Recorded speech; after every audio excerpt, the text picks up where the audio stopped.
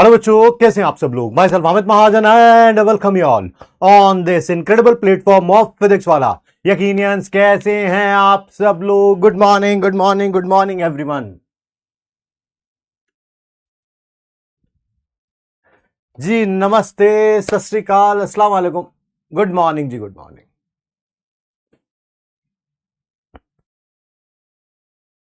क्या हाल चाल है आप सब लोगों के। Love you sir, love you too बेटा।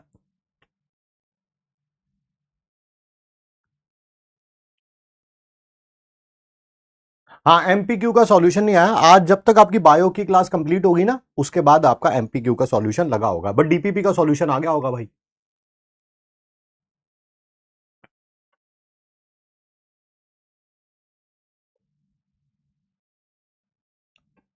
जी जी जी जी, good morning, good morning, good morning. बढ़िया सी क्लास है यार। आज लेक्चर नंबर 3 है हमारा, some basic concepts of chemistry का।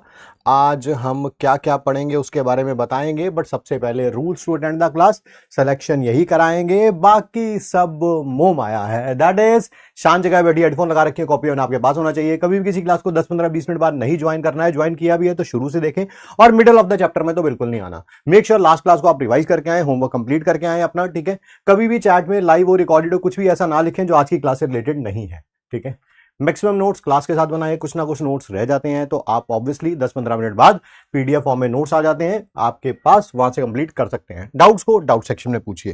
And yes, there is one big flaw in your preparation and its name is backlog. Backlog जब आ जाएगा तो उसे हम सब मिलके क्या बोलेंगे? That is not today. Yes, not today, not today, not today. 2 lecture छूट गया है तो पहला लेक्चर देखो, दूसरा देखो, तभी तीसरा समझ आएगा, नहीं तो तीसरा नहीं समझ आएगा भाई, ठीक है। पिक्चर नहीं समझ आती भाई बीच में, ये तो पढ़ाई है। Yes, not today, not today, not today.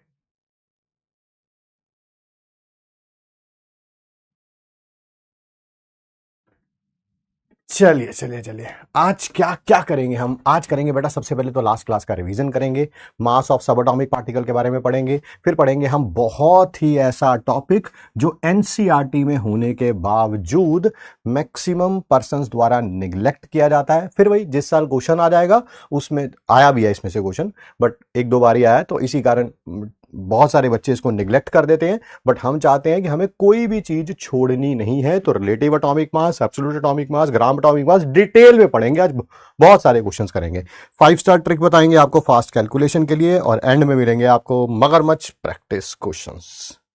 सबसे पहले करेंगे लास्ट क्लास का रिवीजन। लास्ट क्लास की शुरुआत हमने करी थी, दैट इज कि मैटर कितने प्रकार का होता है। दैट इज प्योर सब्सटेंस होते हैं और मिक्सचर होते हैं।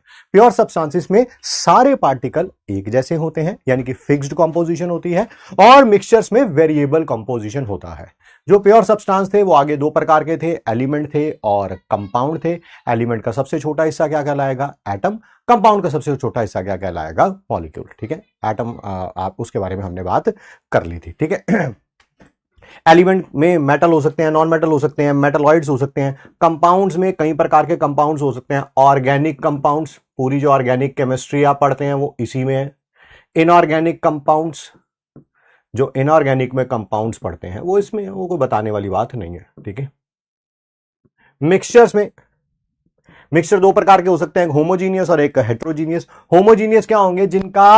जिनका यूनिफॉर्म कॉम्पोजिशन होगा ऊपर से नीचे तक। एक बार मिक्स कर देंगे तो सारे पार्टिकल कुछ ऊपर होंगे, कुछ नीचे होंगे, कुछ बीच में होंगे, ठीक है। जैसे शुगर सॉल्यूशन है, मिक्स करने के बाद शुगर जो है, शुगर के पार्टिकल ऊपर भी होंगे, नीचे भी होंगे, मिडल में भी होंगे। पानी ऊपर भी होगा, नीचे भी होगा, मिडल में भी होगा। तो ऐसे मिक्सचर को क्या बोलते हैं हम लोग? Homogeneous mixture. एक और प्रकार का मिक्सचर होता है, that is heterogeneous mixture. Heterogeneous mixture में क्या था? कॉम्पोजिशन जो है वो यूनिफॉर्म नहीं होती है, कुछ पार्टिकल ऊपर होते हैं, कुछ पार्टिकल नीचे होते हैं। जैसे सैंड वाटर हो गया, सैंड के पार्टिकल नीचे बैठे होते हैं और पानी जो है वो जनरली ऊपर होता है। तो ऑब्वियसली वो क्या है? एक हेट्रोजीनियस मिक्सचर, ठीक है। और डाल्टन्स एटॉमिक थ्योरी के बारे में हमने बात करी थी, ठीक है। मैटर छोटे छोटे पार्टिकल से बना होता है जिसको हम एटम्स बोलते हैं। Atom can neither be created nor be destroyed but it can be change from one form to another, ठीक है। हर एक एलिमेंट के एटम सेम होते हैं बट डिफरेंट एलिमेंट के एटम्स अलग अलग होते हैं। एटम्स कंबाइन करते हैं तो क्या बनते हैं, दैट इज मॉलिक्यूल्स बनते हैं, ठीक है। ये सारी चीजें जो हैं हमने बात करी थी किसमें, डाल्टन्स एटॉमिक थ्योरी में, ठीक है। ब्लड क्या है, ब्लड हेट्रोजीनियस है बेटा। ब्लड कोलाइडल सॉल्यूशन होता है और जो कोलाइडल सॉल्यूशन होते हैं वो हमेशा ही हेट्रोजीनियस होते हैं, हमेशा। पेंट भी हेट्रोजीनियस है, वो भी कोलाइडल सॉल्यूशन है। डाल्टन एटॉमिक थ्योरी की वो भी थी लिमिटेशंस, ठीक है। एटॉमिक वेट वगैरह के बारे में नहीं बता पाया था। दूसरी बात, लॉ ऑफ गैसियस वॉल्यूम को एक्सप्लेन नहीं कर पाया था। वही इस बार क्वेश्चन भी आया था नीट 2025 में। अब बेटा आराम से बात करेंगे हम लोग।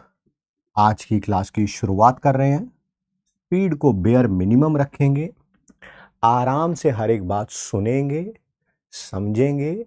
एक एक लाइन को ऑलरेडी मैं दो दो तीन तीन बार समझाने की कोशिश करूंगा। अपने कान खुले रखिएंगे, हेडफोन पहने होंगे तो मेरी बात दो तीन बार में गधों को भी समझ आ जाती है। आप तो फिर इंसान हैं, ठीक है, बहुत अच्छे हैं, अगले साल डॉक्टर बनने वाले हैं, तो समझ जरूर आ जाएगी, बट बात को सुने जरूर, ठीक है, सुने जरूर। मिल्क भी हेट्रोजीनियस है, वो भी कोलाइडल। चलिए आइए, है ना, जो कह रहे हैं फास्ट कर लो, स्लो कर लो।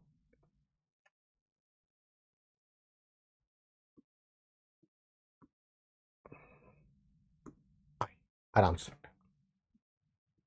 सबसे पहले क्या हमने कल एटम के बारे में पढ़ लिया था? यस। एटम के अंदर जो पार्टिकल्स पाए जाते हैं उनको बोलते हैं हम सब एटॉमिक पार्टिकल्स, ठीक है। कौन कौन से पाए जाते हैं सब एटॉमिक पार्टिकल? एक तो प्रोटॉन पाया जाता है जो न्यूक्लियस के अंदर होता है, एक न्यूट्रॉन पाया जाता है जो न्यूक्लियस के अंदर होता है, और एक पाया जाता है इलेक्ट्रॉन जो न्यूक्लियस के बाहर होता है। प्रोटॉन को हमने P से लिखा था, न्यूट्रॉन को हमने स्मॉल n से लिखा था, इलेक्ट्रॉन को हमने ऐसे लिखा था, ठीक है। सब एटॉमिक पार्टिकल जो हमें पढ़ने हैं वो तीन हैं, कौन कौन से? प्रोटॉन, न्यूट्रॉन और इलेक्ट्रॉन, ठीक है सर। अगर आपसे कोई बोले कि एटम का मास निकालो, एटम का मास निकालो, तो आप क्या करेंगे? Total mass of proton plus total mass of neutron plus total mass of electron को ऐड कर देंगे तो आ जाएगा एटम का मास। तरीका तो यही होना चाहिए, बट ऐसा है नहीं, ऐसा है नहीं। सर क्यों, ऐसा क्यों नहीं है? आपने बोला ये तीनों चीजों से मिलकर एटम बना है, इसका मास, इसका मास, इसका मास ऐड करो तो टोटल मास एटम का आ जाना चाहिए। जो मास है प्रोटॉन का वो होता है वन, मैं कलर चेंज कर देता हूं, ये डेसिमल है, 1.67 इंटू 10⁻⁻27 kg। न्यूट्रॉन का भी ऑलमोस्ट इतना ही होता है, ऑलमोस्ट। हालांकि न्यूट्रॉन थोड़ा सा हैवी होता है, किससे? प्रोटॉन से। थोड़ा सा हैवी होता है बेटा, किससे? प्रोटॉन से, बट ऑलमोस्ट आप उसका भी मास लिख सकते हो 1.67 इंटू 10⁻⁻21 kg। और जो इलेक्ट्रॉन होता है वो बहुत हल्का होता है, उसका मास होता है 9.11 इंटू 10⁻⁻31 kg, ठीक है।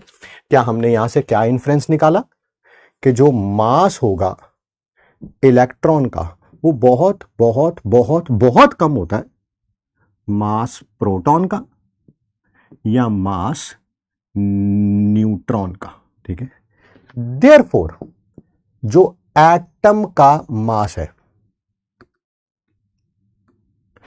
एटम का मास है, वो किसके ऊपर डिपेंड करेगा? मास ऑफ प्रोटॉन पे, मास ऑफ न्यूट्रॉन पे, और वो इस पे डिपेंड नहीं करेगा क्योंकि ये क्या होता है? बहुत हल्का होता है, बहुत ज्यादा हल्का होता है, ठीक है। तो आपको अगर टोटल मास निकालना है एटम का, इसका टोटल मास निकालिए, इसका टोटल मास निकालिए, ठीक है, उनको ऐड कर लीजिए, इसको ऐड करने की कोई भी जरूरत नहीं है। तो टोटल मास किसके बराबर होगा? टोटल मास प्रोटॉन्स का प्लस टोटल मास न्यूट्रॉन का। ठीक है, और आपको बता देता हूं एक पॉइंट कि number of protons plus number of neutrons को हम न्यूक्लियॉन्स बोलते हैं। क्या बोलते हैं?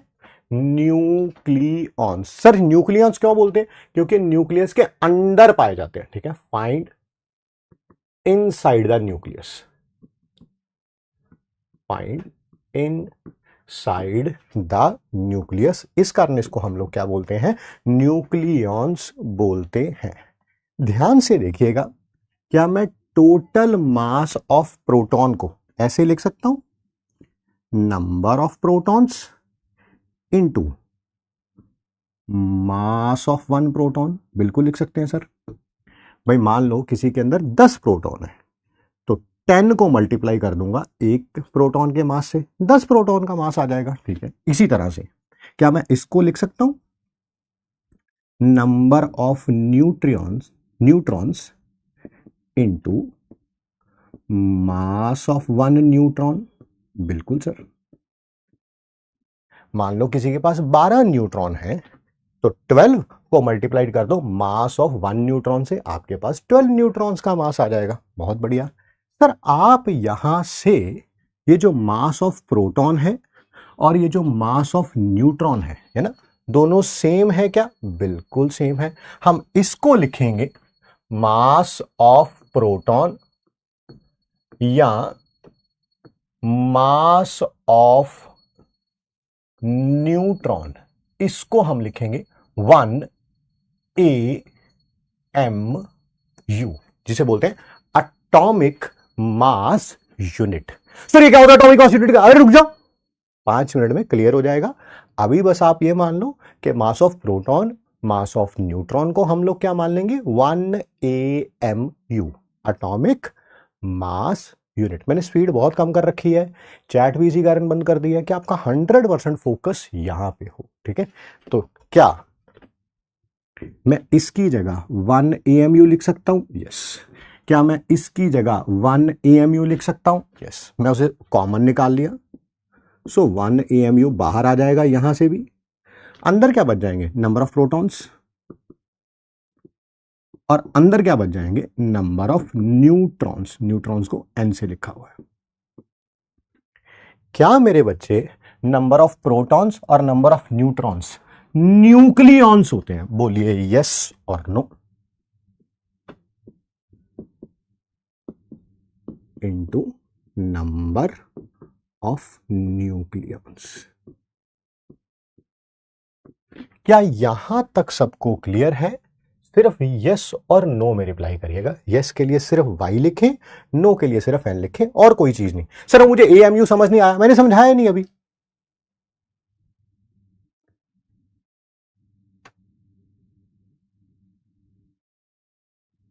यस के लिए सिर्फ वाई, नो के लिए सिर्फ एन।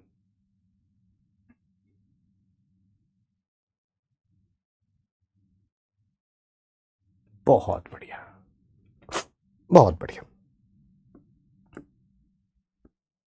कोई अगर बोले कि सर पढ़ाया तो आपने बहुत ज्यादा है, हमें कितना पता होना चाहिए? सॉरी, हमें कितना पता होना चाहिए? MIT क्या है? MIT सिर्फ इतना सा है, सिर्फ इतना सा।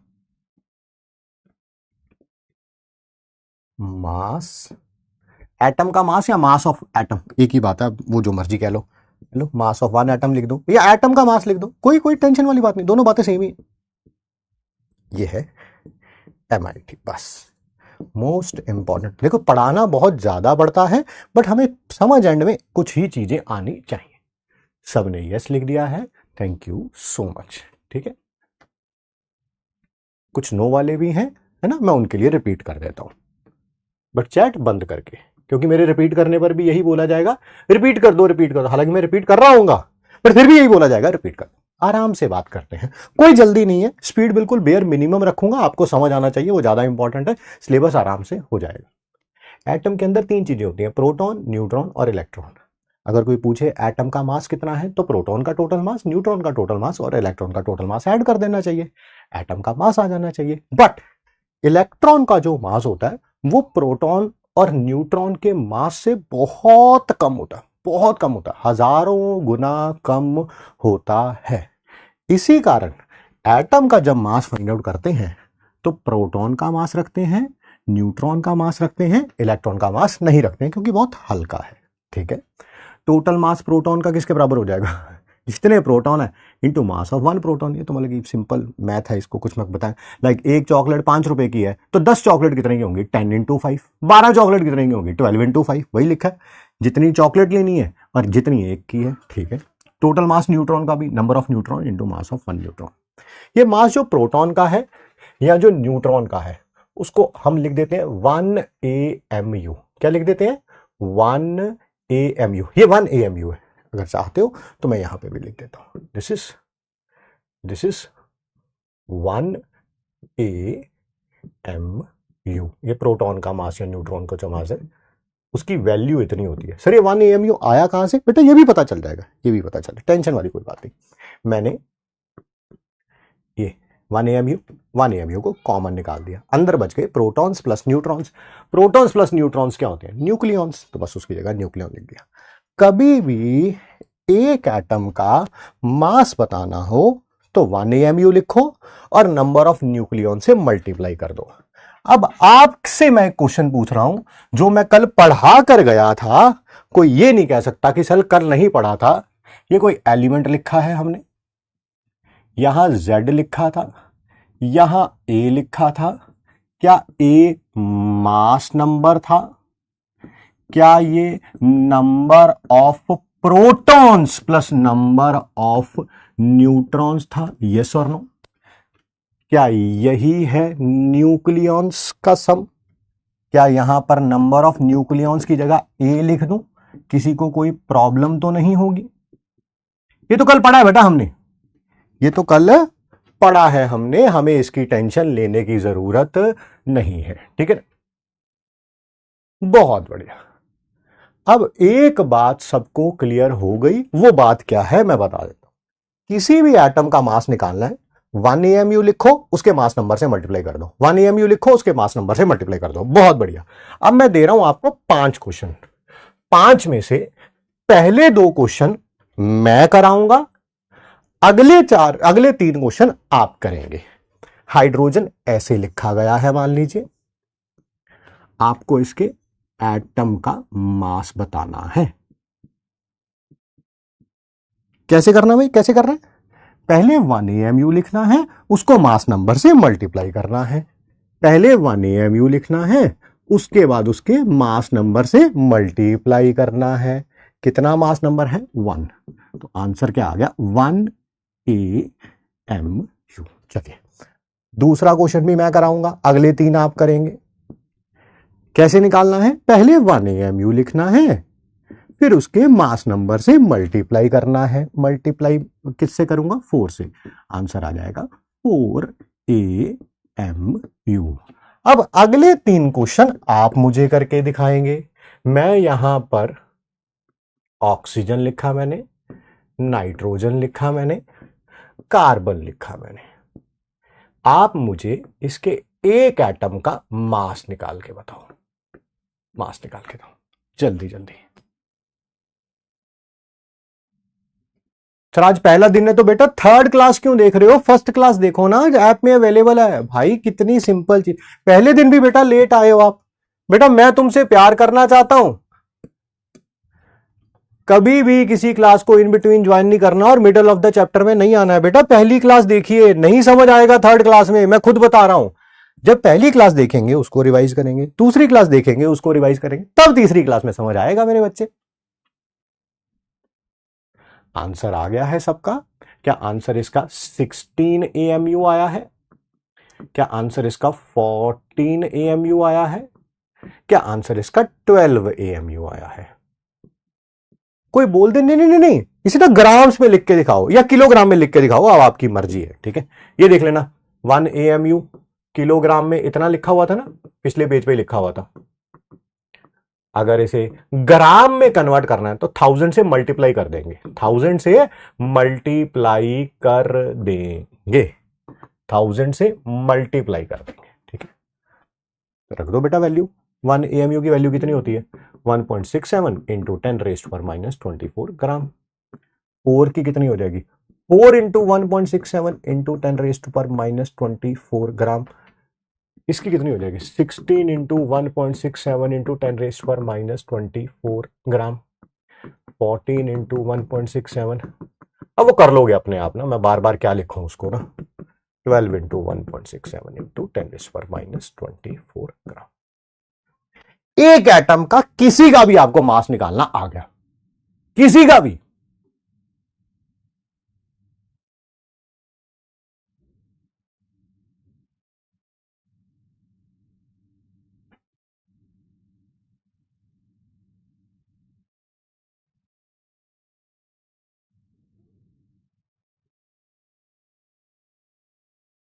AMU को ग्राम में कैसे किया? बहुत बढ़िया बेटा। चलिए बेटा, 1 किलोग्राम के अंदर 1000 ग्राम होते हैं, तो कभी भी किलोग्राम को ग्राम में कन्वर्ट करना होता है तो 1000 से मल्टीप्लाई कर देते हैं। अब 1000 को हम लोग 10⁻³ भी लिख सकते हैं, है ना, 10⁻³ जब बेटा बेस सेम होते हैं तो पावर्स ऐड हो जाती हैं। इसकी पावर -27 है, इसकी 3 है, ये आ जाएगा 1.67 इंटू 10⁻⁻24 ग्राम। ठीक है बेटा।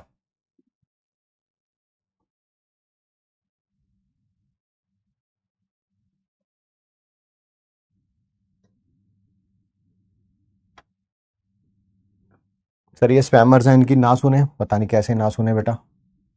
जिसने जो पूछेगा उसको बताना तो पड़ेगा। एक एटम का मास हमारे पास आ गया।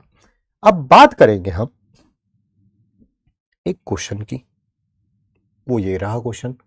जल्दी से आंसर दे दीजिए मुझे इसका, टाइम नहीं लगाएंगे हम, आंसर बता दीजिए। 1 AMU किसके बराबर होता है? 1 ग्राम के इक्वल होता है, 1 किलोग्राम के इक्वल होता है, 1.66 इंटू 10⁻⁻24 ग्राम होता है कि 1.66 इंटू 10⁻⁻23 ग्राम होता है?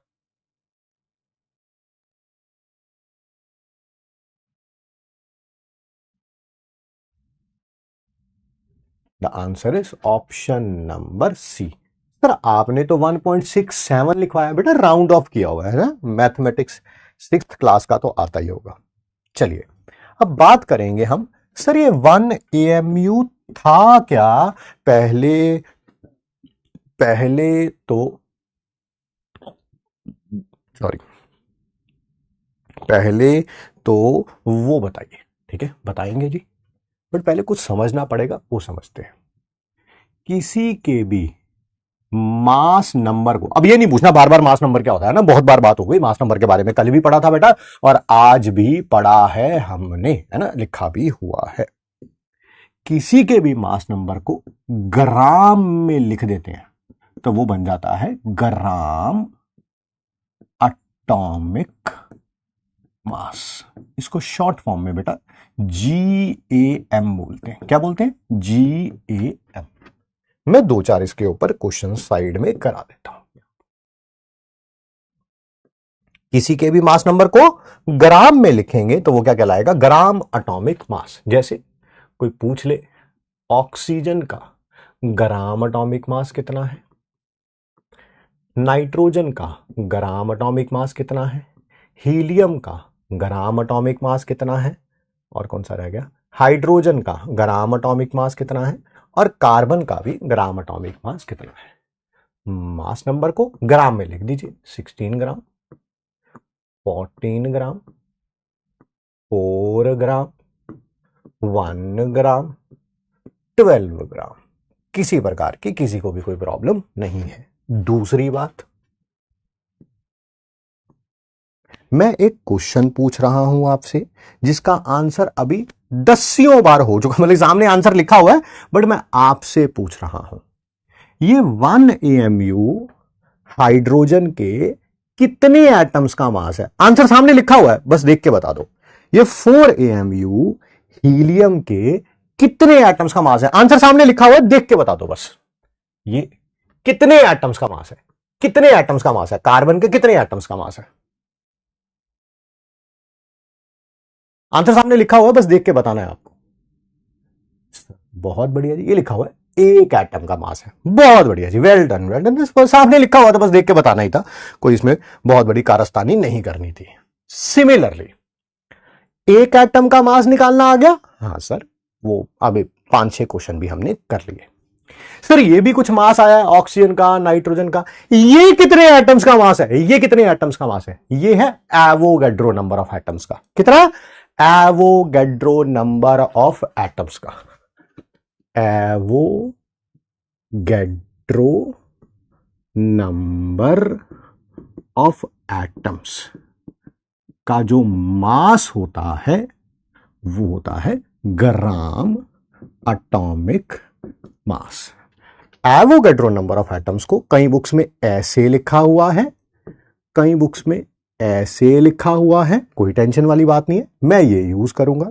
सर इसकी वैल्यू कितनी होती है? इसकी वैल्यू होती है 6.022 इंटू 10⁻⁻23। कई बुक्स में यहां पर 23 भी लिखा होगा, पुरानी बुक्स में लिखा होगा। कभी कभी मुझे कैलकुलेशन करनी होगी न्यूमेरिकल्स में, तो मैं इसको 6 इंटू 10⁻23 भी मान लूंगा कैलकुलेशन करने के लिए। बट अगर पूछा जाए एग्जैक्ट वैल्यू क्या होती है, तो वो इतनी होती है। ठीक है, अब आंसर आपके सामने है, मैं सिर्फ आपसे पूछना चाहता हूं।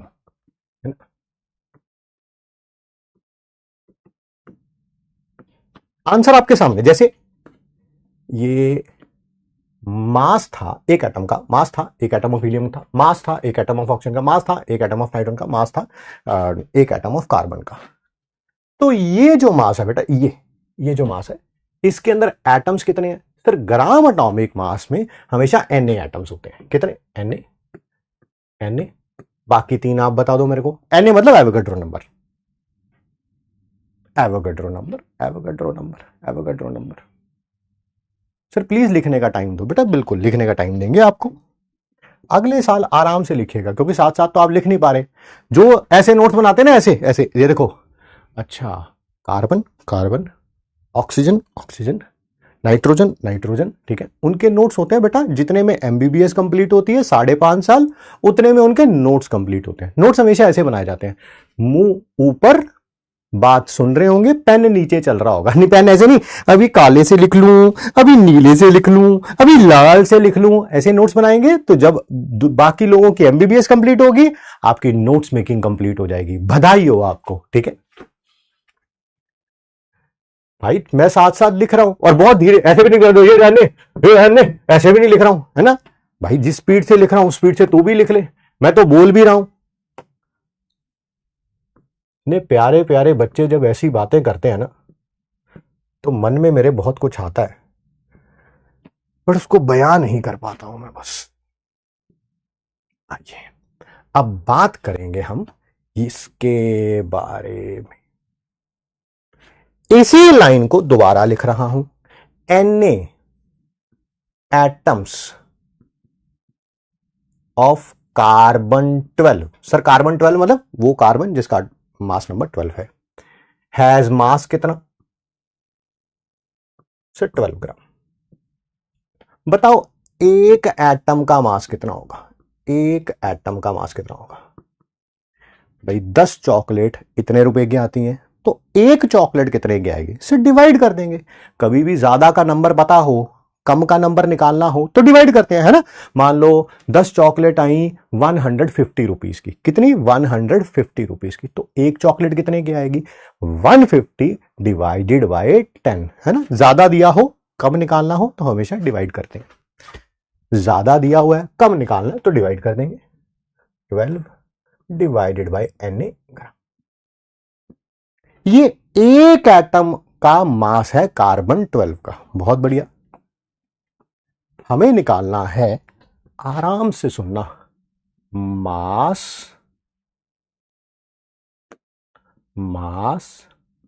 Of 1/12 of one atom of carbon 12। एक एटम का मास आ गया, इसका 1/12 हिस्सा निकालना है। 1/12 मुझे घुटनों पे ला दिया तुमने तीसरी क्लास में, है ना। चलिए कोई बात नहीं।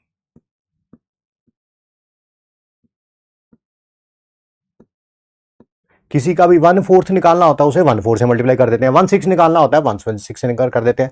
मुझे निकालना था एक एटम का 1/12 तो मैंने उसे 1/12 से मल्टीप्लाई कर दिया, कैंसल आउट हो जाएगा। यस, ये है 1/Na और जब इसको सॉल्व किया तो ये 1 AMU आएगा, सॉल्व किया तो 1 AMU आएगा। ठीक है, तो अब समझ आ गया जी सबको 1 AMU है क्या? 1 AMU है क्या? 1 AMU को बोलते हैं एटॉमिक मास यूनिट। मैं रिपीट कर रहा हूं, यहां कई बुक्स में इसको 1U भी लिखा हुआ है। 1U का मतलब है यूनिफाइड मास, मतलब एक ही है, मतलब एक है, नाम अलग अलग है। या 1DA, DA का मतलब डाल्टन। ये होता किसके बराबर है? 1/Na।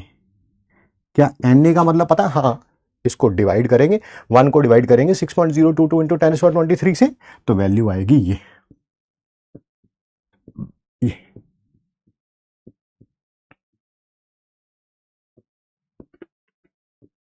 कोई आपसे पूछ भी ले 1 AMU है क्या, वहां पर मैंने लिखा हुआ है बट फिर भी आपके लिए दोबारा यहां पर लिख देता हूं, mass of 1/12 of 1 atom of carbon 12।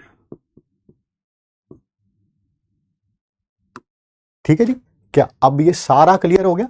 बस इतना सा MIT है। देखो पढ़ना हमें बहुत ज्यादा होता है बट जो चीज हमें रिटेन करनी होती है अपने माइंड में, समझनी होती है, वो ये है।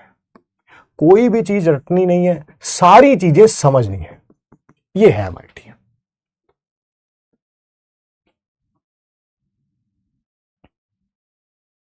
हाँ, सिर्फ कार्बन का।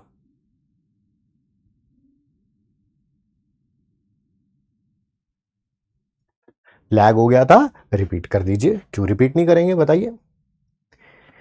यही रिपीट करना होगा सारा का सारा। उसी को मैं अगले पेज पे कर देता हूं क्योंकि जगह नहीं है यहां पे। यहां तक तो देखो किसी को कोई प्रॉब्लम नहीं थी कि Na एटम्स का मास 12 ग्राम होता है, क्योंकि 5 क्वेश्चन कर लिए हमने। तो Na एटम्स जो कार्बन 12 के होंगे उनका मास था 12 ग्राम। तो एक एटम का कितना होगा? 12/Na।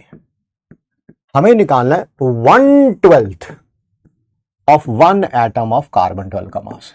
जितना आया है उसका 1/12 करना है, 1/12 करना है। 12 से 12 कैंसल आउट, आ गया 1/Na। क्या 1/Na की वैल्यू पता है? Yes sir, 6.022 into 10⁻23। जब 1 को इससे डिवाइड करेंगे वैल्यू आती है 1.67 इंटू 10⁻24 ग्राम। यही मानिए। क्या पूरा मैंने दोबारा रिपीट कर दिया आपको? सर कार्बन 12 ही क्यों लिया? बहुत अच्छा क्वेश्चन है, 10-15 मिनट में आंसर दूंगा इसका। MIT है, मोस्ट इंपॉर्टेंट थिंग्स।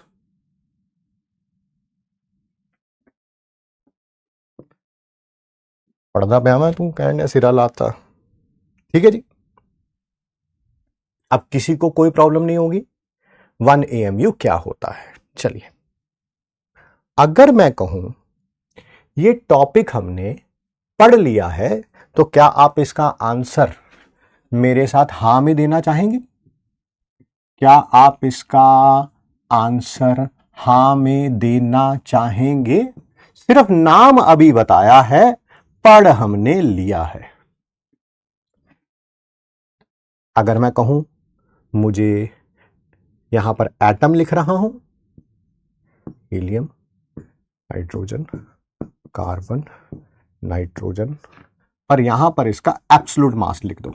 अगर मैं कहूं मैंने पढ़ लिया है और आज इस पे क्वेश्चंस भी कर लिए हैं, तो क्या आप मेरी इस बात से इत्तेफाक रखेंगे? मैक्सिमम बच्चे यस कह रहे हैं, कुछ बच्चे नो कह रहे हैं। बहुत बढ़िया बेटा, क्लास अभी 2 मिनट पहले ज्वाइन करने का आपकी बधाई हो। ये क्या पढ़ा है? ये क्या लिखा है? Mass of 1 atom. ये क्या लिखा है? मास ऑफ 1 एटम है। अच्छा, ये वर्ड एब्सोल्यूट लगा दिया तो घबरा गए? अरे एब्सोल्यूट मत होता खुद का, वहां पर भी खुद का ही था, यहां पर भी खुद का ही है। एग्रीड। आंसर बता दीजिए इसका। सर अभी अभी तो किया था, मास नंबर को एएमयू से मल्टीप्लाई कर दो 4 AMU, मास नंबर को एएमयू से मल्टीप्लाई कर दो 1 AMU, मास नंबर को अभी किया है सर, अभी किया, दोबारा क्यों करा रहे हो? बिल्कुल सही कह रहे हैं आप, नहीं कराना चाहिए दोबारा, आपकी बात बिल्कुल सही है। क्वेश्चन देखिए पेपर में कैसा है। Find number of atoms in, पहला question 12 AMU of helium, 28 AMU of nitrogen, 10 AMU of hydrogen, और ऐसे लिख देता हूं 24U। अरे बेटा AMU लिख लो, U लिख लो या डाल्टन लिख लो, बात एक ही है, यहां पर डाल्टन कर दो, चलो बात एक ही रहेगी, ऑफ कार्बन। करिए बेटा, मैं करूंगा पहले 2 क्वेश्चन, अगले 2 क्वेश्चन आप करें। सबसे पहले बात तो ये, देखो सिंबल ये गिवन होंगे, ये आपको क्वेश्चन में गिवन होगा, गिवन होगा, गिवन होगा, इसकी टेंशन आपको लेनी नहीं है। क्या आपको पता चल गया 4 AMU के अंदर कितने एटम्स होते हैं? एक। अच्छा, अगर 4 के अंदर एक होते हैं तो 12 के अंदर कितने होंगे? जल्दी से बताइए। 4 रुपीज की 1 चॉकलेट आती है, तो 12 रुपीज की कितनी चॉकलेट आएंगी? सर 3 आएंगी। नहीं सर, मुझे तो कैलकुलेट करके दिखाइए। कैलकुलेट करके दिखा देता हूं। 4 AMU में कितने एटम थे? एक। तो 1 AMU में कितना होगा? 1/4। हमें 12 AMU में निकालना है, तो 12 से मल्टीप्लाई कर दे, आ गया 3 एटम्स। ठीक है भाई, क्या सेकंड वाले का आंसर देंगे? मैंने ये गलती कर दिया बेटा, इसको करेक्ट कर लीजिएगा। नाइट्रोजन का यहां पर 14 आएगा, मेरे से गलती हो गई, I apologise for the same, please correct कर लीजिएगा। क्या 14 AMU में एक एटम होगा नाइट्रोजन का, तो 1 में कितना होगा? 1/14। सर हमें 28 में निकालना है, तो 28 से मल्टीप्लाई कर दो, सर 2 आ जाएंगे बेटा। AMU हो, यू हो, डाल्टन हो, तीनों बातें सेम ही है। अब हाइड्रोजन की बात हो रही है, 1 AMU या 1 डाल्टन में एक एटम है, तो 10 में कितना होंगे? 10 एटम। सिमिलरली कार्बन के बारे में बात करेंगे, कार्बन के 12U में एक एटम है, तो एक में कितने होंगे? 1/12। हमें 24 में निकालना है, 24 में, तो 24 से मल्टीप्लाई कर दो, सर 2 एटम्स आ जाएंगे।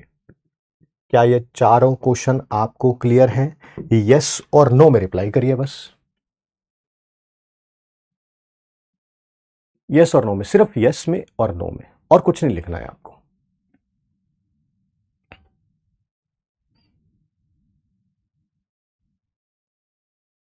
चार क्वेश्चन मैंने करा दिए हैं, अब आपको 5 क्वेश्चन खुद करने हैं। पीपीटी पे बहुत तगड़ा काम कर रहा हूं यार मैं, अब की बार तुम्हें नजर आ भी रहा होगा। कैल्शियम का सिंबल ये होता है, किसी को सिंबल ना पता हो तो टेंशन नहीं लेनी। कार्बन का सिंबल ये होता है, ये एटॉमिक मास यूनिट है, थोड़ा छुपा हुआ है ना सर की बाजू से, तो मैंने उसको लिख दिया। ये मास है, एक्चुअल मास, मास। चलो 4 क्वेश्चन करो, जल्दी जल्दी करिए चारों क्वेश्चन। 4 क्वेश्चन के लिए आपके पास है, मेरे पास स्टॉप क्लॉक है पोमोडोरो टाइमर के लिए, 1 मिनट है जी, पूरा 1 मिनट। 1 मिनट बाद ये बीप करना शुरू कर देगा, उस तब मैं डिस्कस करूंगा। पानी पी लूं यार, मैं बहुत प्यास लग रही है।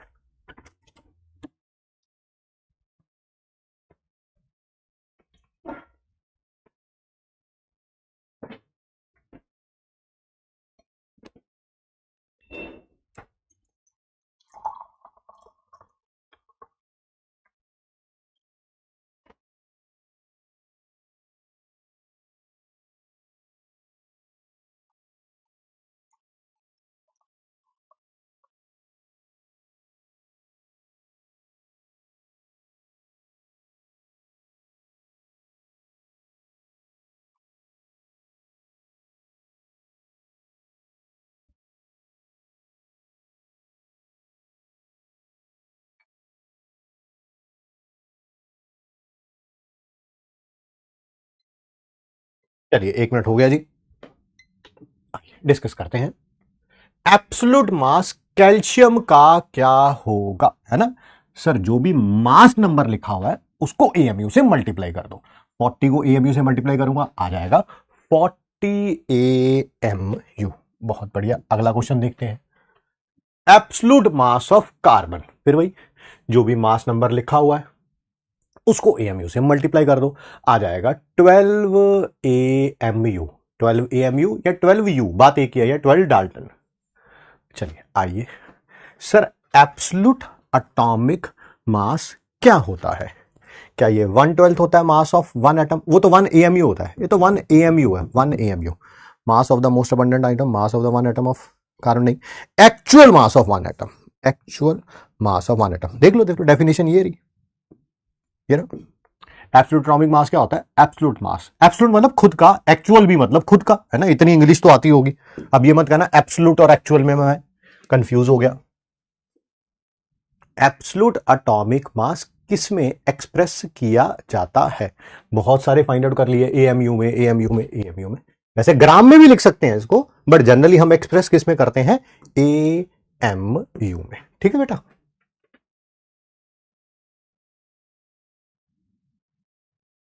आइए एक और क्वेश्चन करिए, मैं करता हूं आपके साथ। Value of absolute atomic mass of hydrogen atom is, hydrogen atom is, sir वो होगी, ये पॉइंट है बेटा, ये भी पॉइंट है, क्या होगी वो? 1 एएमयू। सर आंसर ग्राम में दे रखा है तो 1 एएमयू को ग्राम में कन्वर्ट कर लो, कितना होता है? 1.67 इंटू 10⁻⁻24 ग्राम। कौन सी ऑप्शन हो जाएगी? Option number A, option number A. बहुत बढ़िया जी, बहुत सारे बच्चे कह रहे हैं ऑल करेक्ट है, बहुत बढ़िया। आइए देखिए, मेरी बात को ध्यान से सुनिए, समझिए, ठीक है। 2 बच्चे हैं, एक के मार्क्स आए हैं अनफॉर्चुनेटली किसी एग्जाम में 33%, ठीक है, उदास ही होगा वैसे तो इससे, ठीक है। उसके घर वाले जो हैं, ठीक है, ये कोई दूसरा बच्चा है, भाई कोई उसकी बुआ, चाचा या शर्मा जी का बेटा है ना, जिसके मार्क्स आए 99%। ये क्या है? ये इसके एब्सोल्यूट मार्क्स हैं खुद के। ये क्या है? ये इसके एब्सोल्यूट मार्क्स हैं खुद के। दोनों के घर वाले जो हैं, इनके खुद के मार्क्स नहीं देख रहे हैं, ठीक है, इसके खुद के मार्क्स नहीं देख रहे हैं, क्या कर रहे हैं? कंपेयर कर रहे हैं, कंपेयर कर रहे हैं। इसका नाम रख देता हूं बेटा ए, इसका नाम रख देता हूं बेटा बी। मैं एक स्टेटमेंट लिख रहा हूं, वो बताइए। इंडियन पेरेंट्स पता कैसे हैं? उदास बेचारा ये भी है, उदास बेचारा ये भी है। पता क्यों? क्योंकि 99% ही आया यार, 1% कम क्यों आया यार? वो देख, है ना, कोई और है ना फैमिली में जिसके 100% आए थे, तेरे क्यों नहीं आए हैं? ठीक है, तो रिलेटिव मार्क्स मुझे बताने हैं बी के with respect to, with respect to मतलब कंपैरिजन किससे कर रहा है? कंपैरिजन किससे करना है? वो है ए से, ठीक है। तो मुझे बताइए जल्दी जल्दी, ऊपर रखूंगा मार्क्स ऑफ बी, नीचे रखूंगा मार्क्स ऑफ ए। 99, ये 33, ये 3 आ गया। क्या मैं ऐसे बोल सकता हूं? बी के मार्क्स 3 टाइम्स हैं एज कंपेयर टू ए। बोलो यस और नो, यस और नो, सिर्फ यस और नो में रिप्लाई करें, चैट बॉक्स में और कुछ ना लिखें। बी के मार्क्स ए से 3 गुना ज्यादा है, 3 टाइम्स मोर है।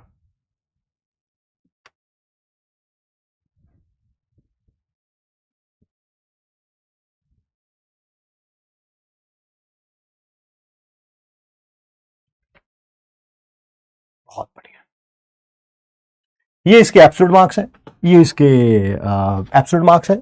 बट अगर रिलेटिव मार्क्स देखे जाएंगे बी के, तो जिसका रिलेटिव निकालना होता है उसके ऊपर रखते हैं, जिससे कंपैरिजन करना होता है, जिससे भी, ध्यान से सुनना ये लाइन, जिससे भी कंपैरिजन करना होता है उसको नीचे लिखते हैं। ठीक है, जिससे कंपैरिजन करना उससे नीचे लिखते हैं। आइए आराम से बात करते हैं।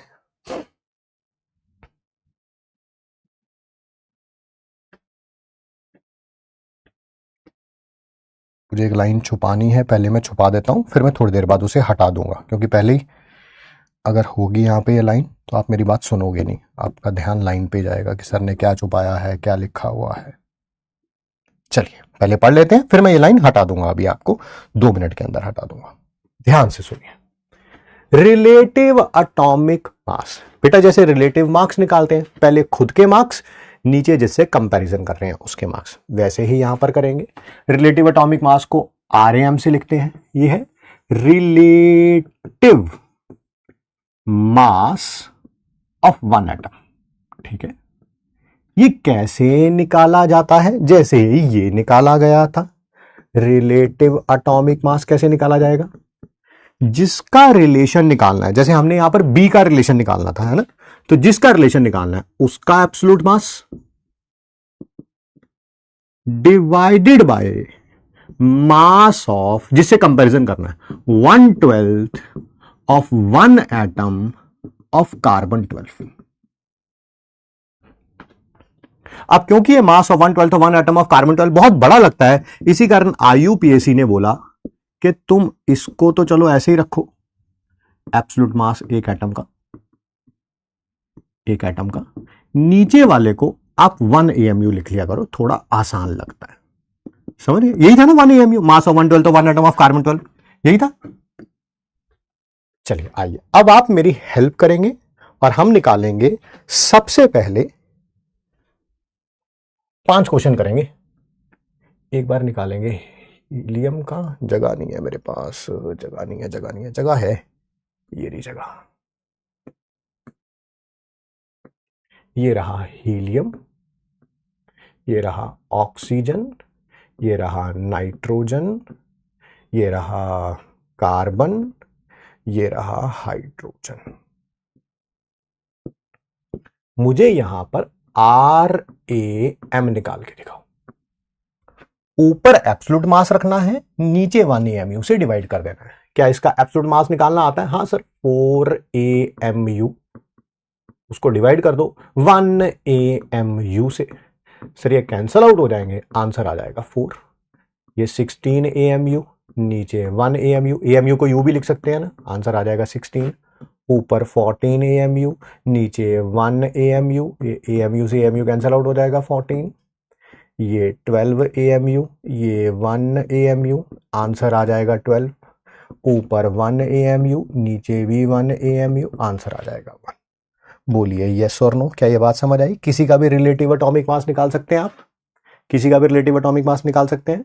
अब देखते हैं इन्होंने, तारक मेहता जी क्या कहना चाहते थे, और वो आपके सामने लिखा हुआ है, आपके सामने लिखा हुआ है, बस ये देखो जरा।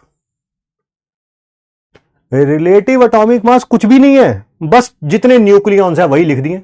ये न्यूक्लियॉन्स ही तो थे, नंबर ऑफ न्यूक्लियॉन्स ही तो थे, 4 लिख दिया, 16 लिख दिया, 14 लिख दिया, कार्बन 12 लिख दिया, 1 लिख दिया। बोलो भाई यस और नो, क्लियर? किसी को कोई प्रॉब्लम तो नहीं? स्पीड को बिल्कुल बेयर मिनिमम रखा हुआ है कि जिसको कुछ भी ना आता हो भाई वो भी कर ले। भाई ये एनसीईआरटी में है, जिसको एनसीईआरटी पढ़ी हो और ना नजर आया हो, मैं कह रहा हूं फिर एनसीईआरटी भी दोबारा पढ़ो भाई, 10 बार पढ़ो। फिर अगर तुम्हें ये नजर नहीं आया एनसीईआरटी में ये टॉपिक नहीं है, तो तुम्हारी आंखों में कुछ प्रॉब्लम है, पहले आंखें चेक कराओ, फिर 10 बार एनसीईआरटी पढ़ो, फिर तुम्हें नजर आएगा ये टॉपिक है एनसीईआरटी। ये मास नंबर ही है, बिल्कुल सर।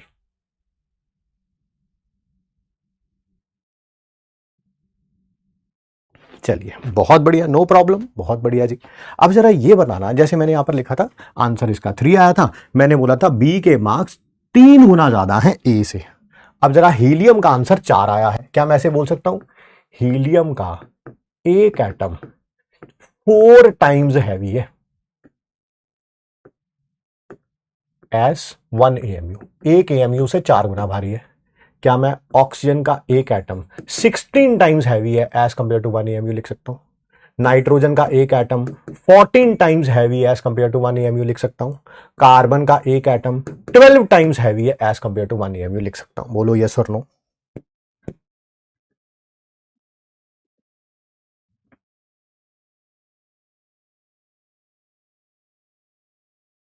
एनसीईआरटी रीडिंग करनी है नहीं करनी है?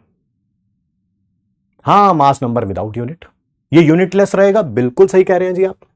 ये रहा पहला पॉइंट, ये रहा दूसरा पॉइंट एमआईटी का। आरएएम का कोई यूनिट नहीं होगा क्योंकि ऊपर भी एएमयू नीचे भी एएमयू, कैंसल आउट हो जाएंगे। मुझे काम करके दिखाएंगे 3 आप। आरएएम पता चल गया, सिर्फ नंबर ऑफ न्यूक्लियॉन्स लिखने हैं। एएम पता चल गया, जो न्यूक्लियॉन आए हैं उसके साथ एएमयू जोड़ देना है, जो न्यूक्लियॉन आए हैं उसके साथ एएमयू जोड़ देना है। और ग्राम एटॉमिक मास पता चल गया, जो भी मास नंबर है उसको ग्राम में लिखना है। मैं 15 क्वेश्चन दे रहा हूं। चलो कितने क्वेश्चन दे रहा हूं? 15। कहां गया बे? कितने क्वेश्चन दे रहा हूं? 15 क्वेश्चन दे रहा हूं। उनमें से 6 क्वेश्चन मैं करूंगा, 9 क्वेश्चन आप करेंगे। ये रहा helium, nitrogen, aluminium, carbon, oxygen. यहां इसका आरएएम लिखना है, यहां इसका एएएम लिखना है, यहां इसका जीएएम लिखना है। हर एक के 3 पार्ट हो गए। 4, 14, 27, 12, 16। सिर्फ मास नंबर लिखूंगा तो वो आरएएम है, मास नंबर के साथ एएमयू लिखूंगा तो वो एएएम है, मास नंबर के साथ ग्राम लिखूंगा तो वो ग्राम एटॉमिक मास है। सिर्फ मास नंबर लिखूंगा तो आरएएम है, मास नंबर के साथ एएमयू लिख दूंगा, पता ही है ना, एएमयू या यू बात एक ही होती है यार, बार बार नहीं बोलूंगा मैं, ठीक है, 10 बार तो बोल दिया। और इसी के साथ अगर ग्राम लिख दूंगा तो वो ग्राम एटॉमिक मास है। क्या बाकी 9 क्वेश्चन आप कर सकते हैं? यस और नो? सिर्फ यस और नो। होमवर्क है क्या? नहीं नहीं, अभी करेंगे, अभी करेंगे, धीरे धीरे करेंगे।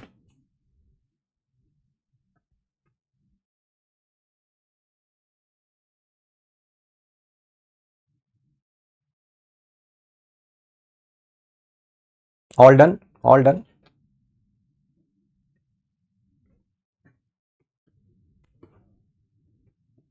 Twenty seven you, 27 gram, 12 you, 12 gram, 16 gram, 16 you, 16। Easy easy easy easy easy easy easy. All correct, all correct, all correct.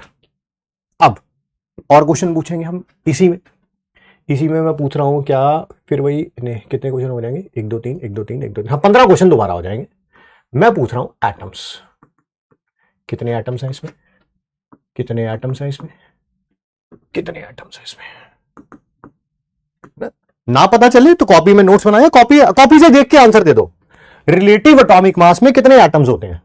Relative atomic mass में 1 एटम होता है, तो ये 1 एटम है। अच्छा, एब्सोल्यूट एटॉमिक मास में कितने एटम होते हैं? सर मुझे पता ही नहीं, कोई बात नहीं, मैं डेफिनेशन से देख के आंसर बता दूंगा, देख के तो बता सकते हो। एब्सोल्यूट मास 1 एटम का 1 लिख दूंगा सर। अबे कहां गया? 1 होता है। ग्राम एटॉमिक मास में कितने एटम्स होते हैं? सर मुझे पता ही नहीं, नाम ना पता हो कोई बात नहीं, कम से कम देख के तो आंसर दे सकते हो, देख के तो आंसर दे सकते हो। कहां लिखा है? ग्राम एटॉमिक मास में एवोगाड्रो नंबर ऑफ एटम्स होते हैं। बहुत बढ़िया जी, बहुत बढ़िया, देख के तो आंसर दे सकते हो, इतनी बुरी हालात तो नहीं होंगे। यहां पर एन है। रिलेटिव एटॉमिक मास 1 एटम का होता है, एब्सोल्यूट एटॉमिक मास 1 एटम का होता है, gram atomic mass N atoms का होता है। क्या बाकी 9 क्वेश्चन आप कर सकते हैं?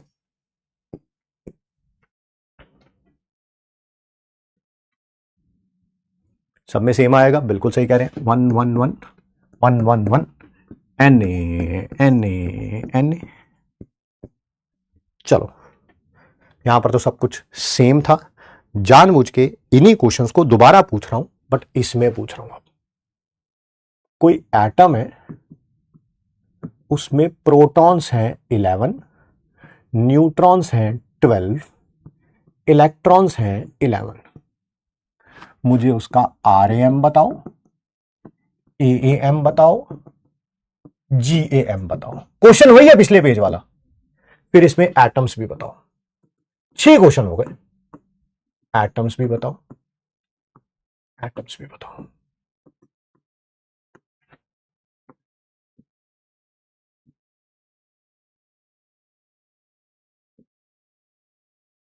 करिए, फिर क्वेश्चन कराओ। अरे वाह मेरी मेरे लाल, इधर तो आ, कैमरे के पास आ यार, कैमरे के पास आ, तेरी नजर उतारनी है मेरे को। आए मेरे लाल, ऑल इंडिया रैंक 1 मिल चुका है दोस्तों, है ना। इस पे लिखना होता है कि नहीं ये क्वेश्चन है, ये ऐसे बच्चे होते हैं बेटा, अगर ये लिखो ना कि ये क्वेश्चन नहीं है, फिर इनको लगता है हम क्वेश्चन नहीं करा रहे। तो बेटा ऐसे करने से पहले इसको लिखना होता है कि ये क्वेश्चन है ना। Congratulation guys.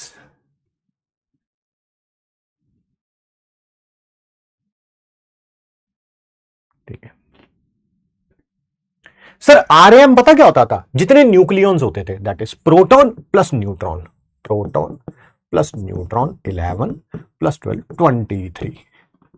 अब इसी 23 के आगे यू लगा दोगे या एएमयू लगा दोगे तो ए atomic mass unit, absolute atomic mass बन जाएगा। ग्राम लगा दोगे तो ग्राम एटॉमिक मास। रिलेटिव एटॉमिक मास एक एटम का होता था, ये भी एक एटम का होता था, और ये कितने एटम का होता था, एन एटम्स का होता था। 6 क्वेश्चन है, 6 के 6 के आंसर आपके पास आ गए हैं। ठीक है जी, चलिए बहुत बढ़िया।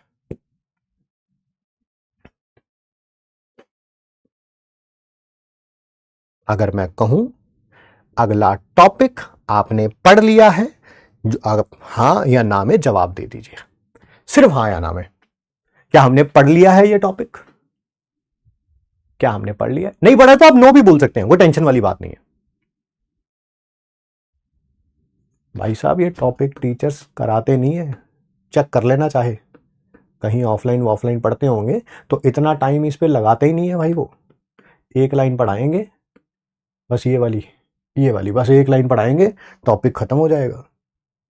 हम करा रहे हैं तो उसकी वजह है, पेपर कैसा भी आ जाए अगले साल कुछ बोलना नहीं है।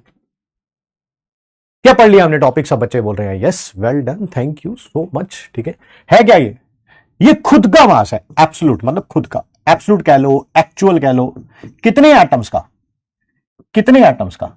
एन एटम्स का, एन एटम्स का। बहुत बढ़िया, बहुत बढ़िया। अब आगे देखिए इसके ऊपर क्वेश्चन। सिंबल मैं लिख देता हूं, 3 क्वेश्चन करिए आप। ऑक्सीजन का सिंबल ये होता है बेटा, हाइड्रोजन का सिंबल ये होता है। सिंबल की टेंशन नहीं लेनी कभी भी, ये तो सेम ही क्वेश्चन हो गया, ये सेम क्वेश्चन हो गया, गलती से सेम आ गया। करिए ये 2 क्वेश्चन करिए, 2 क्वेश्चन करिए जल्दी जल्दी।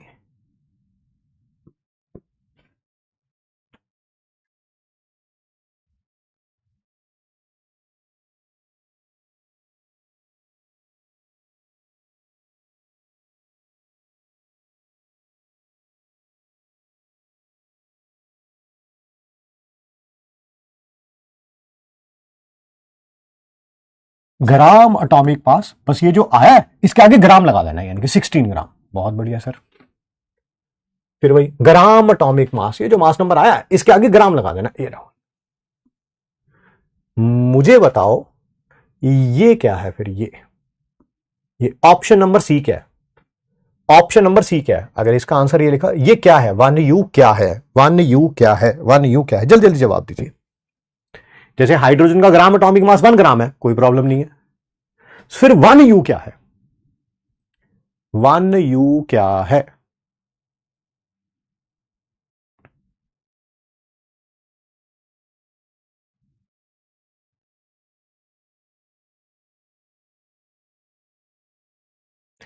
Absolute atomic mass. Well done, well done, well done. अब अगला क्वेश्चन सुनो, ये क्या है फिर? ये क्या है? ये सही है आपकी बात, ये एब्सोल्यूट एटॉमिक मास है, ये एब्सोल्यूट एटॉमिक मास है। मैं पूछ रहा हूं ये क्या है फिर? ऑप्शन नंबर डी क्या है? AAM है, एब्सोल्यूट एटॉमिक मास है। सी यही है। डी क्या है? डी, डी क्या है? D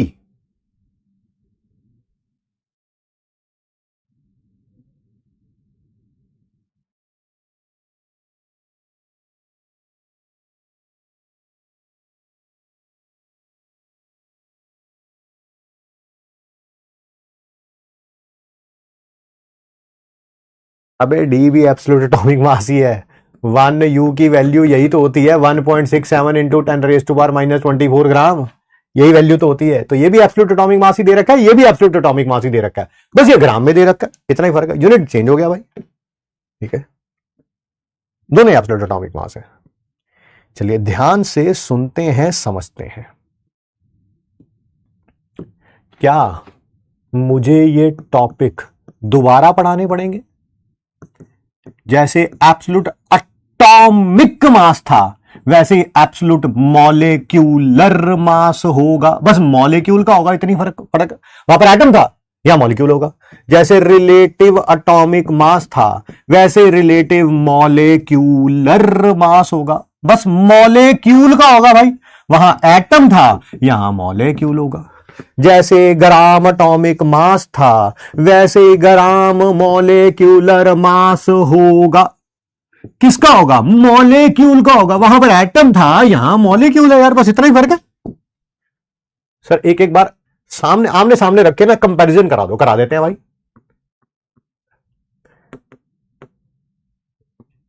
absolute atomic mass, short form में लिख रहा हूं थोड़ा क्योंकि टाइम वेस्ट ना हो।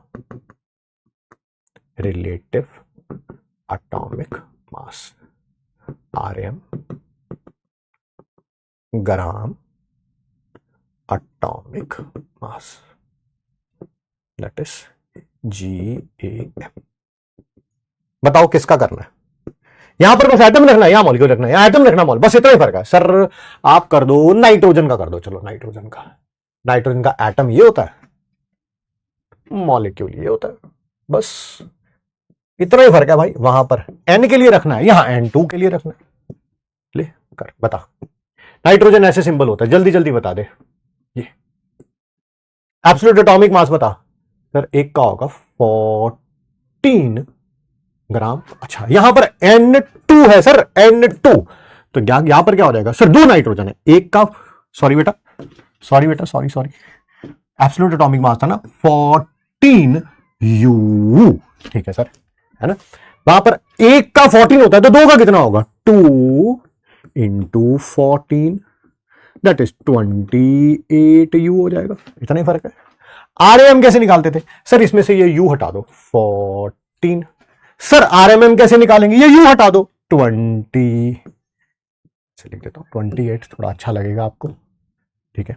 सर जीएम कैसे निकालते? जीएम सर ये जो 14 होता था इसके साथ ग्राम लगा दो, ग्राम ग्राम।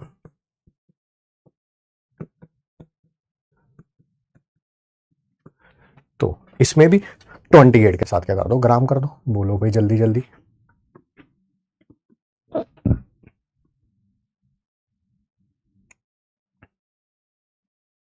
एक चीज समझ ली तो बाकी चीज समझ आ गई। मुझे जल्दी से बताना इसके अंदर एटम कितने होते थे? एटम कितने होते थे? एटम एटम कितने होते थे? एक एक Na, इतने ही होते थे। यहां पर बताओ मॉलिक्यूल कितने होंगे? मॉलिक्यूल कितने होंगे? मॉलिक्यूल कितने होंगे? मॉलिक्यूल कितने होंगे? मॉलिक्यूल कितने होंगे? जल्दी जल्दी बताओ।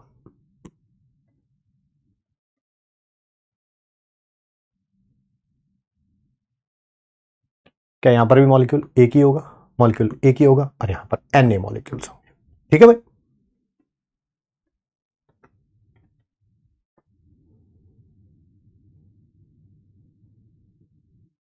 आइए H2SO4 का हमें RMM निकालना है, हमें AMM निकालना है, हमें GAM निकालना है। सिंबल सबके दिए होंगे, सिंबल की कभी टेंशन नहीं लेनी। हाइड्रोजन का ऑक्सीजन का ये कितना? 16 होता है। चलिए करिए बेटा।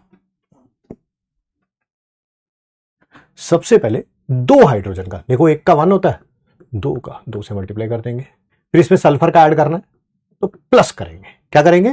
प्लस करेंगे, ठीक है। सल्फर के कितने एटम्स हैं? यहां पे 1, और सल्फर का कितना? 32। फिर प्लस करेंगे, अब ऑक्सीजन का ऐड करना है।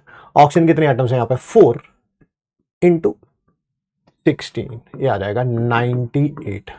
ये हो जाएगा 98U, ये हो जाएगा 98 ग्राम। आप मुझे निकाल के दिखाइए HNO3 का हाइड्रोजन का सिंबल ये रहा, नाइट्रोजन का सिंबल ये रहा, ऑक्सीजन का सिंबल ये रहा। करो।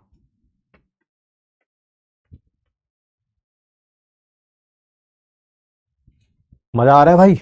कुछ नया सीखने को मिल रहा है? लग रहा है कि पेपर का लेवल ऊपर जाएगा तो तुम भी ऊपर जा रहे हो।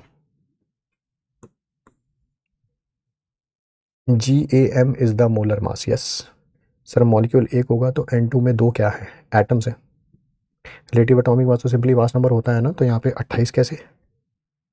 हाँ तो 28, अरे 2 है ना नाइट्रोजन, 2 नाइट्रोजन है ना, एक मॉलिक्यूल के अंदर 2 है ना, तो दोनों का लिखूंगा ना, दोनों का लिखूंगा ना।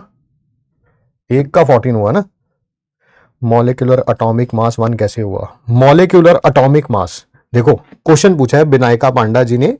क्वेश्चन के पहले सारी बातें छोड़ दो, एक वर्ड पूछा इन्होंने, मॉलिक्यूलर एटॉमिक मास। देख रहे हैं आप, वर्ड है मॉलिक्यूलर एटॉमिक मास 1 कैसे हुआ। तो बेटा बहुत बढ़िया। एक तो पहली बात तो आपको नोबेल प्राइज में यहीं पे दिलवा देता हूं, क्योंकि आपने मॉलिक्यूल और एटम दोनों ही एक ही जगह पे यूज कर लिए। मैंने तो इधर एटॉमिक मास पढ़ाया है, इधर मॉलिक्यूलर मास पढ़ाया है, तो मैंने RAM पढ़ाया, RAM पढ़ाया, GM पढ़ाया, आपने पूछ लिया MAM। तो फिर बेटा इसका जवाब तो कोई मैम ही दे सकती है ना? ये नहीं पता बेटा मेरे को, सॉरी ये नहीं पता। मैं इसका जवाब दे सकता हूं, इसका जवाब दे सकता हूं, ये जो MAM है ये तो भैंस की आंख, मुझे भी नहीं पता, 23 साल हो गए पढ़ाते हुए। तो जिसका जवाब नहीं पता मैं मेरा मैं मर गया, मारता ही मैनू एक बारी मारता ही इन्हें। हाय हाय रब्बा, वे चक ला, या तो मैनू चक ला या इनू चक ला। इसकी आंख। ये अनिर्बेन दत्ता जी हैं, इनका क्वेश्चन सुनिए आप। क्वेश्चन ये है कि एटम एंड मॉलिक्यूल में डिफरेंस क्या होता है? हाय हाय मेरे दिल को कुछ हो रहा है, हाय वो मुझे चक्कर आ रहे हैं भाई साहब। ओ रहन दो, रहन दो। ओ मैं तुम्हें पूरे इंडिया की तरफ से रिक्वेस्ट करना चाहता हूं भाई साहब, पूरे इंडिया की तरफ से जितने बच्चे हम क्लास में हैं, हम आप सबको ऐसे करते हैं, ऐसे ऑल बाउ टू द किंग, है ना, ऑल बाउ डाउन टू द किंग, ठीक है, और क्वीन व्हाटसोएवर यू आर, ठीक है। मैं आपके सामने नतमस्तक होना चाहता हूं और आपको बोलना चाहता हूं कि आप एक बार लास्ट क्लास रिवाइज करके आ जाए, ठीक है। अगर आप आ जाएंगे तो उसमें बताया है कि एटम क्या है, मॉलिक्यूल क्या है, ठीक है। भाई साहब डाउट सेक्शन है या कपिल शर्मा का शो है?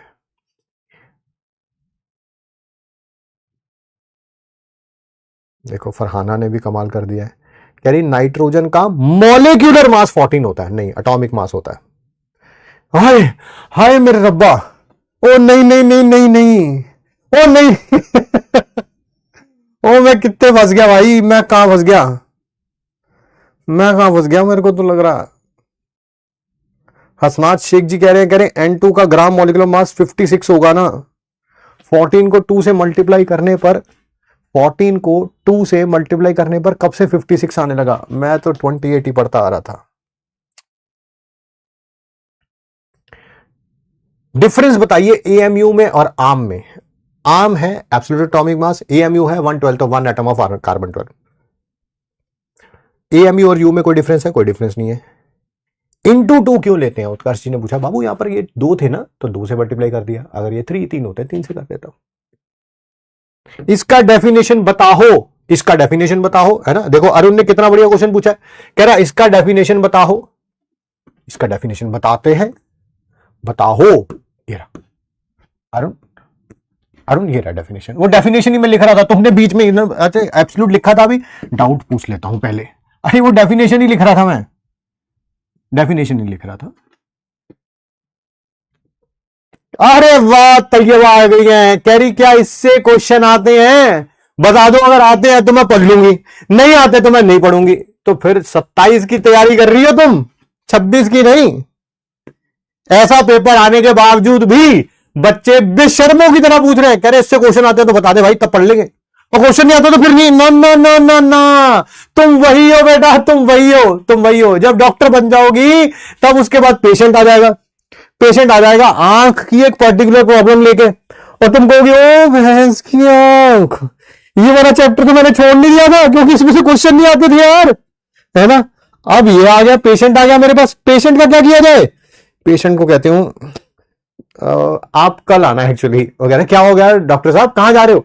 वो एक्चुअली मैंने जब ये पढ़ा था ना, ये चैप्टर जब आया था एमबीबीएस में, तो ये वाला चैप्टर मैंने छोड़ दिया था क्योंकि इसमें से क्वेश्चन नहीं आते थे, तो आज बैठ के पढ़ूंगी, कल आपको बताऊंगी। ओ भाई साहब इधर तो आओ, मैं कह रहा हूं आज पता क्या करना है, मैं तुमको लेके आता हूं, रुको रुको रुको।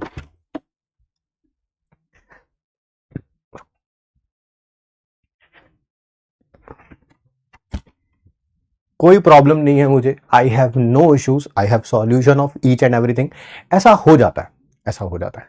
कभी कभी क्या होता है, कई इंसानों के ऊपर, ठीक है, ऊपरी हवा होती है, समझ रहे हैं ऊपरी हवा, ठीक है, कि आप कोई, किसी ने जादू टोना किया होता है, आप उसके ऊपर से अपना पैर निकाल के चले जाते हैं, तो वो भूत प्रेत आत्मा आपके ऊपर आ जाती है, ठीक है।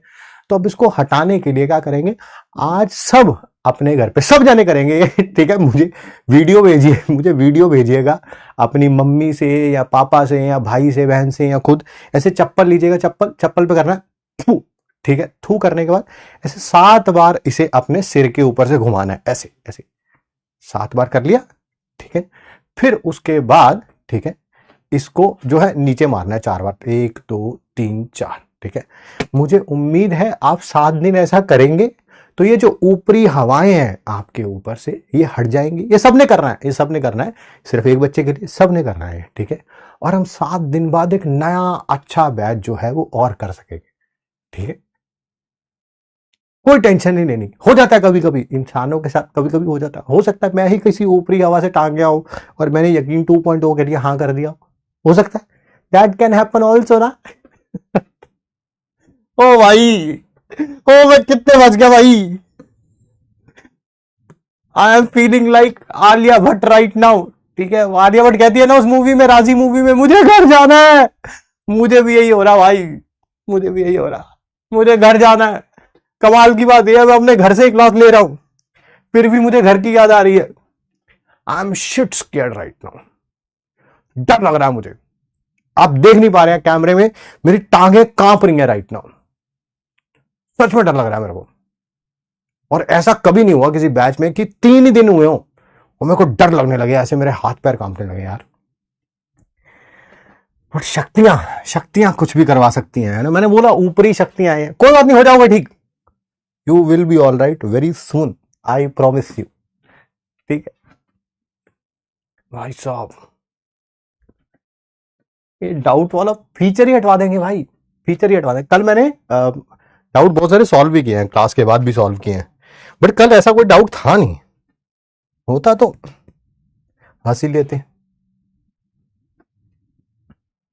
आइए, हाइड्रोजन, हे मेरे को अब पढ़ाऊं कैसे, अपने आप को मोटिवेट भी तो करना है। Amit you can do it, तूने अगर टॉपर पढ़ा लिया तो इनको भी पढ़ा देगा Amit, you can do it man. हिम्मत मर्दा मद्दे खुदा, है ना। चलिए, एक हाइड्रोजन का एटम है और उसका एटॉमिक मास भी 1 है, प्लस नाइट्रोजन का भी बेटा एक एटम है, उसका एटॉमिक मास 14 है। ऑक्सीजन का एटम कितने हैं 3 और उसका एटॉमिक मास कितना है 16। ये ऐड करके आएगा 63, ये हो जाएगा 63U, ये हो जाएगा 63 ग्राम, ठीक।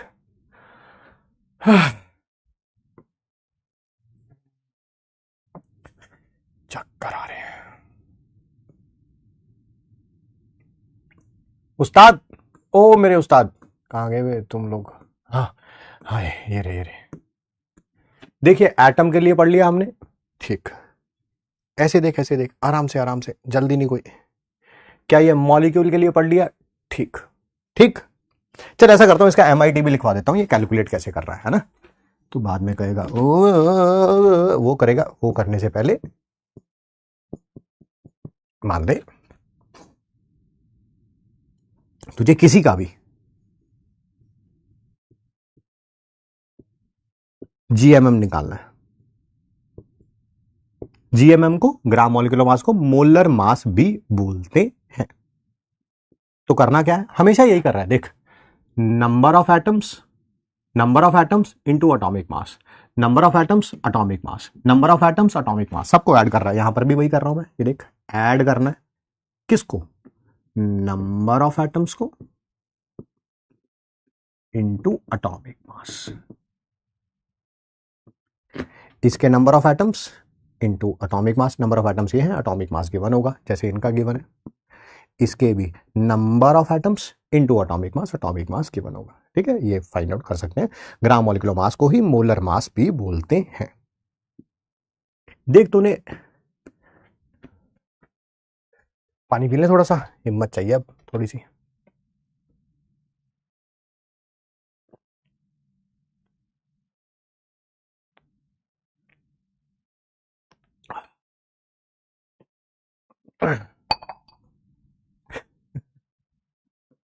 चलिए आइए आइए, इधर ध्यान देते भाई। ओ मेरे भाई, ओ मेरे भाई, डर लगा भाई। जैसे हमने एएम पढ़ा था एटम के लिए, एएमएम पढ़ा मॉलिक्यूल के लिए, वैसे ही एएफएम है, एब्सोल्यूट फॉर्मूला मास, आयन के लिए होगा बस। एब्सोल्यूट एएम में क्या था, एब्सोल्यूट एटॉमिक मास, एटम के बारे में बात हो रही थी। एएमएम में क्या था, एब्सोल्यूट मॉलिक्यूलर मास, मॉलिक्यूल के बारे में बात हो रही थी। एब्सोल्यूट फॉर्मूला मास एएफएम में क्या होगा, आयन के बारे में बात होगी। किसके बारे में बात होगी मेरे पास, पहले एक बार चैट बॉक्स में लिख दे यार, प्लीज एक बार चैट बॉक्स में लिख दे, एक बार चैट बॉक्स में लिख दे कि अगर एएफएम लिखा होगा तो किसके बारे में बात होगी, एब्सोल्यूट फॉर्मूला, फॉर्मूला आयंस के लिए यूज होता है। किसके बारे में बात होगी, आयंस के बारे में, आयंस के बारे में, जल्दी जल्दी लिख दे।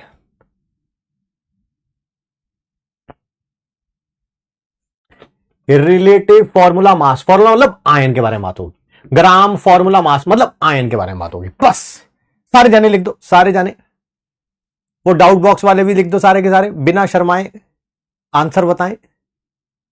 हाँ, यहां पर बात किसके बारे में हो रही है, आयंस के बारे में। आई विश आप अभी लोग मेरे पास होते और मेरे दिल की धड़कन को फील कर पाते। I want you to feel it, है ना, कोई ऐसी वो होती ना टेक्नोलॉजी, तो मैं आपको भेजता और मैं कहता कि एक बार बस मेरे दिल की धड़कन सुनो, ना तुम्हें मजे आ जाते ना, ना मजे आ जाते, तो फिर तुम कहते, तुम्हें लगता कि मिशन सक्सेसफुल हो गया, डरा दिया भैया इसे, कहता था 23 साल से बढ़ा रहा हूं मैं, 23 मिनट नहीं लगे, 23 मिनट नहीं लगे, देख घुटनों पे आ गया, घुटनों पे, घुटनों पे। बात सही है, बात सही है। आप इस मामले में जीत गए हैं, आपको मुबारक हो, बट मेरा जो काम है वो तो मैं करूंगा ही।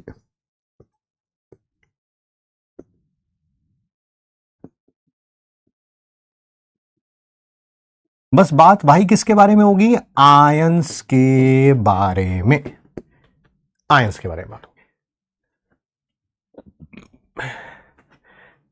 ये एब्सोल्यूट मास है एक आयन का, रिलेटिव मास है एक आयन का, एब्सोल्यूट मास है N A ions. I am so sorry, sorry. पानी पीने देखो, लोगों को हिचकी लगती है तो वो पानी पीते हैं। मैंने अभी अभी पानी पिया था, मुझे हिचकी लग रही है। सोच रहे हो, सोच रहे हो, कभी कभी नहीं होता वो पेट की गैस दिमाग तक चली जाती है। भाई तुम जीत गए।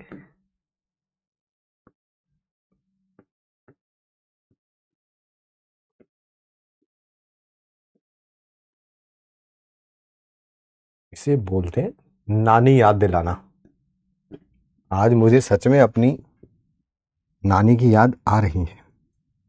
नानी आप जहां पर भी हैं मुझे दुआएं दीजिएगा बस, अब दुआ ही है जो ठीक कर सकती है मेरे को।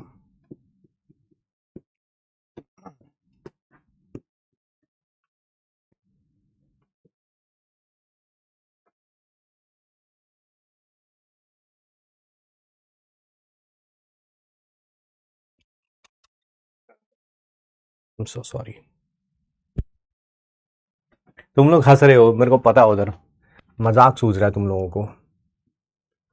होता है ऐसा, जब इंसान गरीब होता है ना तो उस पर सब हंसते हैं। कोई बात नहीं बेटा, कोई बात नहीं, यू कैन डू इट। निकालो भाई निकालो, यहीं पे कर लेता हूं, यहीं पे कर लेता हूं। ये रहा सल्फेट, एस ऐसे लिखा जाता है मेरे बच्चे, ऑक्सीजन ऐसे लिखा जाता है, बिल्कुल वैसे ही निकालना है। ठीक है, जैसे पिछले पेज पे किया था, बस यहां पर आयन के बारे में बात हो रही है, वहां मॉलिक्यूल के बारे में बात हो रही थी। अच्छा, सल्फर के कितने हैं यहां पर पार्टिकल्स, एक, इनटू सल्फर का एटॉमिक मास ये रहा 32, फिर प्लस ऑक्सीजन के कितने पार्टिकल्स हैं, 4, इनटू उसका एटॉमिक मास 16। सर ये 96 यू आ जाएगा, ये 96 हो जाएगा और ये 96 ग्राम हो जाएगा। क्लियर?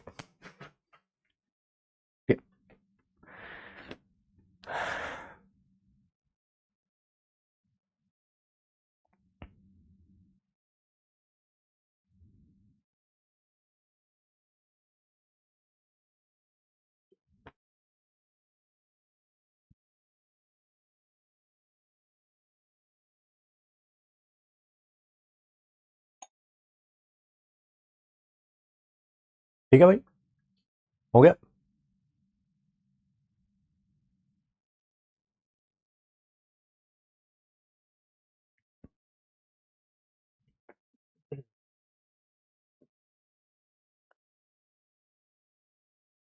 पढ़ाना तो कुछ और भी है अभी, बट हिम्मत नहीं पड़ रही डर डर सा लग रहा है भैया। क्या करें बताओ, पढ़ाएं, समझोगे, या सीधा ही टॉपिक शुरू होते ही कहीं फिर वहीं पे पहुंच जाओगे? क्या था वो अभी थोड़ी देर पहले दीदी पूछ रही थी, मॉलिक्यूलर एटॉमिक मास में पहुंच जाओगे? पढ़ाऊं?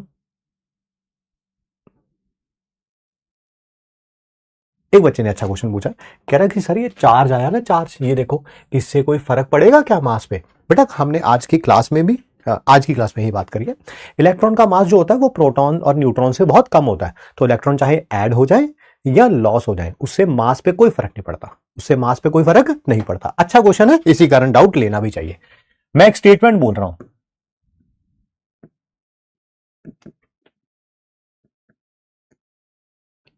बताइए जी क्या ये स्टेटमेंट ट्रू है कि फॉल्स है, और ये स्टेटमेंट भी बताइए क्या ये ट्रू है कि फॉल्स है, ये स्टेटमेंट भी बताइए कि इनका ये इन तीनों का मास ट्रू है कि फॉल्स है, जल्दी जल्दी बताइए।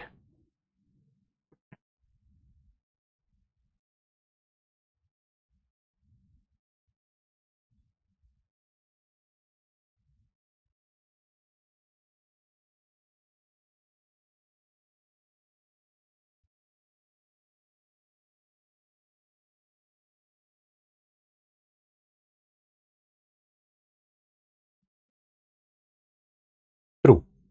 दोनों में डिफरेंस किसका है, इसने इलेक्ट्रॉन लॉस किया है, इलेक्ट्रॉन का मास अभी हम एटम में काउंट करते ही नहीं क्योंकि वो बहुत कम होते हैं। इन दोनों में क्या डिफरेंस है, इसने इलेक्ट्रॉन गेन किया है, इलेक्ट्रॉन का मास काउंट होता ही नहीं एटम में क्योंकि वो बहुत कम होता है एज कंपेयर टू प्रोटॉन और न्यूट्रॉन। इनमें भी क्या डिफरेंस है, इलेक्ट्रॉन्स का ही डिफरेंस है, ये इलेक्ट्रॉन लॉस से बना है, इससे इसने इलेक्ट्रॉन गेन किया है as compare to this one, तो इलेक्ट्रॉन से कोई फर्क नहीं पड़ता है। एक और स्टेटमेंट पूछ रहा हूं, एक और स्टेटमेंट पूछ रहा हूं, सोच समझ के जवाब देना।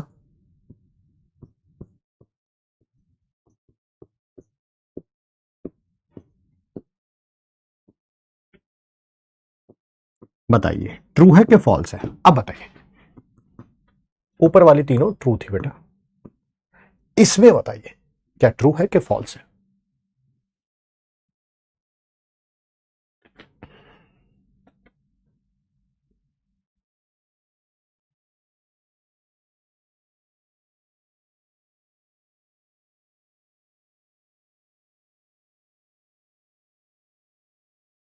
स्टेटमेंट फॉल्स हो गया है, एब्सोल्युटली राइट। एक ही है इसमें पार्टिकल, एक ही है इसमें पार्टिकल, एक ही है इसमें, इसमें तो दो ऑक्सीजन है, तो ऑब्वियसली इसका मास जो होगा वो डबल होगा इन तीनों से, इससे डबल होगा, इससे भी डबल होगा, इससे भी डबल होगा इसका मास। ठीक है, तो ये स्टेटमेंट क्या है, फॉल्स है। अच्छा क्वेश्चन था बेटा जिन्होंने भी पूछा है। अगला एक टॉपिक बताना है, आराम आराम से लेते हैं क्योंकि अभी टाइम है हमारे पास 20 मिनट से भी ऊपर है, तो टेंशन लेने की कोई जरूरत नहीं है।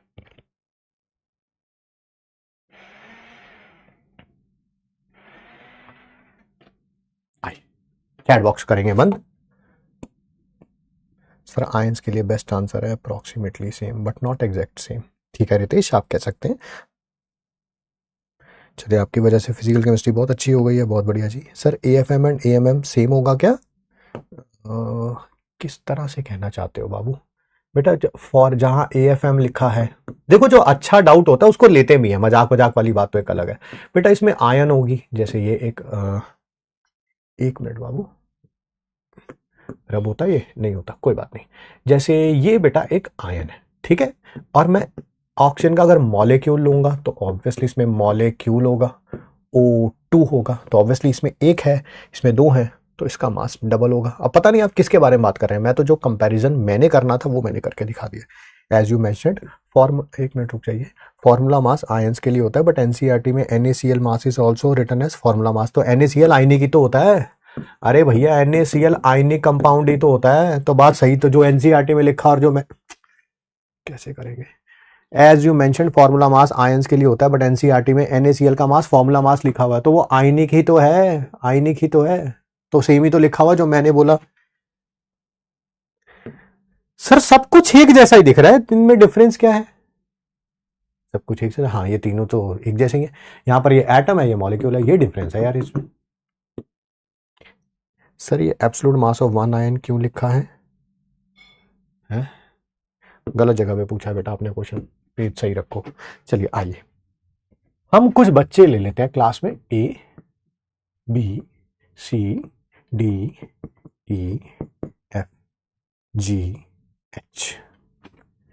टोटल मार्क्स 100 है, और इनमें से मार्क्स ऑब्टेन्ड कितने हैं?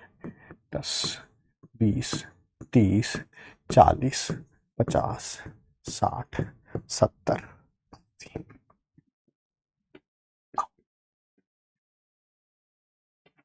मैं निकाल रहा हूं, आप भी मेरी हेल्प करिए। रिलेटिव मार्क्स H के विद रिस्पेक्ट टू B। बताओ भाई, किसके रिलेटिव मार्क्स निकालने? H के, तो H के मार्क्स ऊपर रखूंगा, दैट इज 80। किसके कंपैरिजन में निकालने हैं? सिर्फ B के कंपैरिजन में निकाल, जिससे कंपेयर करना है उसके मार्क्स नीचे रखेंगे, 20। आंसर आया 4। तो मैं क्या कह सकता हूं?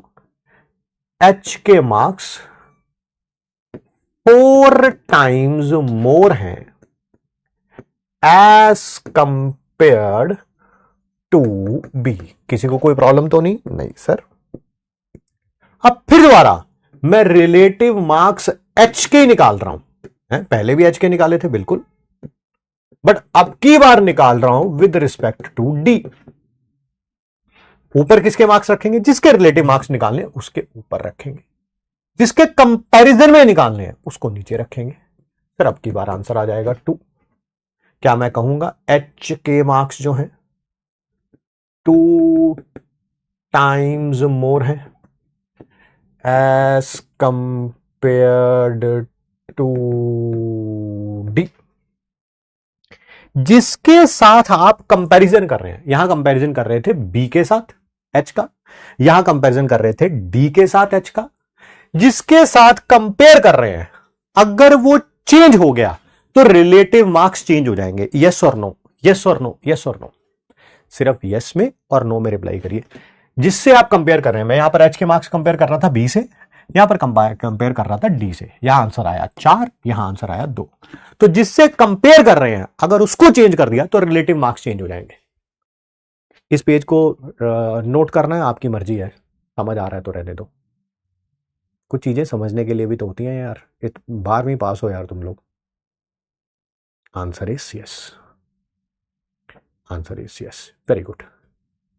क्या जिससे कंपेयर, ध्यान से सुनना, रिलेटिव मार्क्स चेंज हो गए H के, पहले 4 टाइम्स से अब 2 टाइम्स हो गए हैं, ठीक है, क्योंकि पहले B से कंपेयर कर रहे थे, अब D से कंपेयर कर रहे हैं।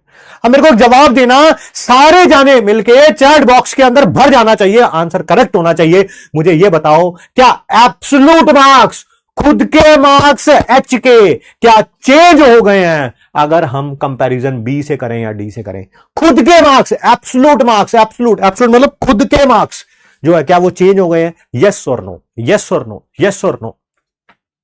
सिर्फ यस में या नो में रिप्लाई करिए, और कोई बात नहीं बोलिएगा।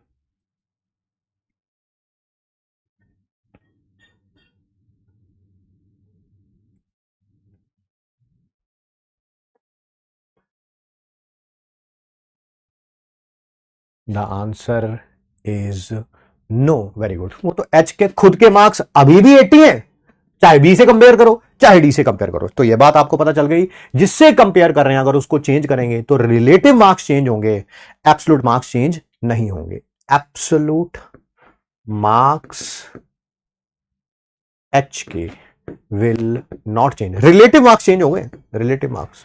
ठीक है सर, ठीक है। आ जाओ, इसी को केमिस्ट्री में अप्लाई करेंगे।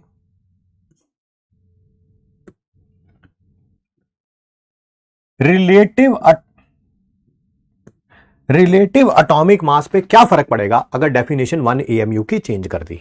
राइट नाउ राइट नाउ क्या 1 एएमयू ये है, 1/12 ऑफ, इसे बोलते हैं कन्वेंशनल स्केल पे, यही है ना 1 एएमयू। और नॉन कन्वेंशनल स्केल मतलब क्या मतलब है नॉन कन्वेंशनल स्केल का, 1 एएमयू, यहां पर 1 एएमयू है 1/12 ऑफ 1 एटम ऑफ कार्बन 12, यहां पर 1 एएमयू है 1/x of 1 atom of carbon 12। ठीक है, पहली डेफिनेशन ये थी कि 1 एएमयू था 1/12 ऑफ 1 एटम ऑफ कार्बन 12, अब है 1x। अब ये x की वैल्यू कुछ भी हो सकती है, 6, 4, 2, 9, 15, 12, सॉरी 12 नहीं हो सकती, 12 तो पहले थी, 15, 18, 24, 26, 6, 27, पता नहीं क्या हो सकती है। हमने डेफिनेशन क्या कर दी है, चेंज। क्या पहले जब हम आर ए एम निकालते थे, इसको ए से लिख रहा हूं, आर ए एम को ए से लिख रहा हूं, ऊपर एक एटम का मास रखते थे, नीचे रखते थे 1 एएमयू, 1 एएमयू यही है, यस सर। अब जब नया आर ए एम होगा उसको ए डैश से लिख देता हूं बेटा, ऊपर तो वही रहेगा एब्सोल्यूट मास एक एटम का, है ना, ऊपर तो कोई चेंज नहीं आएगा ना, ऊपर तो यहां पर भी 80 रखा था, यहां पर भी 80 रखेंगे, ठीक है, वो तो एच के मार्क्स है, ये तो उसी एटम का मास है, वो तो चेंज नहीं होगा, नीचे चेंज हो जाएगा 1x ऑफ 1। मैं पूरा डिराइव करके दिखा रहा हूं, ठीक है, आपको डेरिवेशन से कोई लेना देना नहीं है, आप सिर्फ MIT लिख लेना, बस MIT से ही आंसर आ जाएगा। इसे मान लूंगा इक्वेशन 1, इसे मान लूंगा इक्वेशन 2। जिससे कंपेयर कर रहे हैं, इससे कंपेयर कर रहे थे, इससे इससे, क्या ये चेंज हो गया, हाँ चेंज हो गया, तो रिलेटिव एटॉमिक मास भी चेंज हो जाएगा, बिल्कुल हो जाएगा। अब सिर्फ कितना चेंज होगा वो अगले पेज पे लिखूंगा क्योंकि जगह नहीं है। Divide equation 2 by equation 1। Second equation को ऊपर रखेंगे, फर्स्ट वाली इक्वेशन को नीचे रखेंगे। सेकेंड इक्वेशन को ऊपर रखा लेफ्ट हैंड साइड में, फर्स्ट वाले को नीचे रखा। सेकेंड इक्वेशन को ऊपर रखा,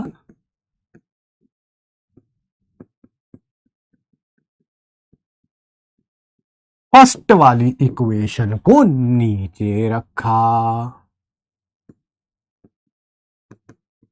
ये डेरिवेशन करके दिखा रहा हूं पूरा आपको, बट आपको पूरा डेरिवेशन नहीं करना, ठीक है, आपको तो बस अपना पता होना चाहिए कि कैसे किया है। आराम से देखना बाबू, आराम से, कोई जल्दीबाजी नहीं है। ये बताना A upon B upon C upon D, क्या ये यही होता है, A into D upon B into C? बोलिए यस और नो। पहले ये देख लो, ये समझ आ जाएगा तो ये अपने आप आ जाएगा, पहले इसको देख लो।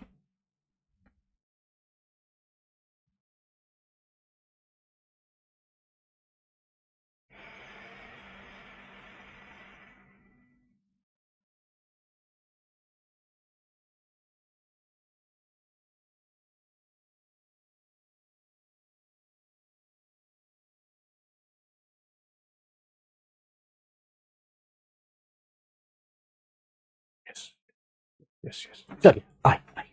ये रहा A upon B upon C upon D।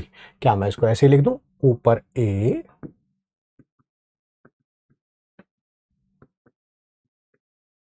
ये बी, फिर ये जो डी था सबसे नीचे वो ऊपर चला जाएगा, जो सबसे नीचे था वो ऊपर चला जाएगा, जो सबसे नीचे था वो ऊपर चला जाएगा, और जो तीसरे नंबर पे था ए बी सी वो यहां आ जाएगा डिनोमिनेटर में, ए बी सी वो डिनोमिनेटर में आ जाएगा। ध्यान से देखो, ध्यान से, आराम से देखो, आराम से, आराम से, कोई जल्दीबाजी नहीं है। क्या इससे ये कैंसल आउट हो जाएगा? Yes sir. क्या इससे ये कैंसल आउट हो जाएगा? Yes sir. फिर वही बात, ए बी सी डी, क्या ये ऐसा ही हो जाएगा? सॉरी, ऐसा ही हो जाएगा। तो ए डैश किसके बराबर आ गया सर? ए चला गया इधर मल्टीप्लाई में इंटू एक्स बाई 12। ये है हमारा MIT। हमें डेरिवेशन का कोई अचार नहीं डालना, पेपर में डेरिवेशन आना भी नहीं है, सीधा ये लिख देता तो आप पूछते कहां से आ गया, कहां से आ गया, कहां से आ गया, है ना?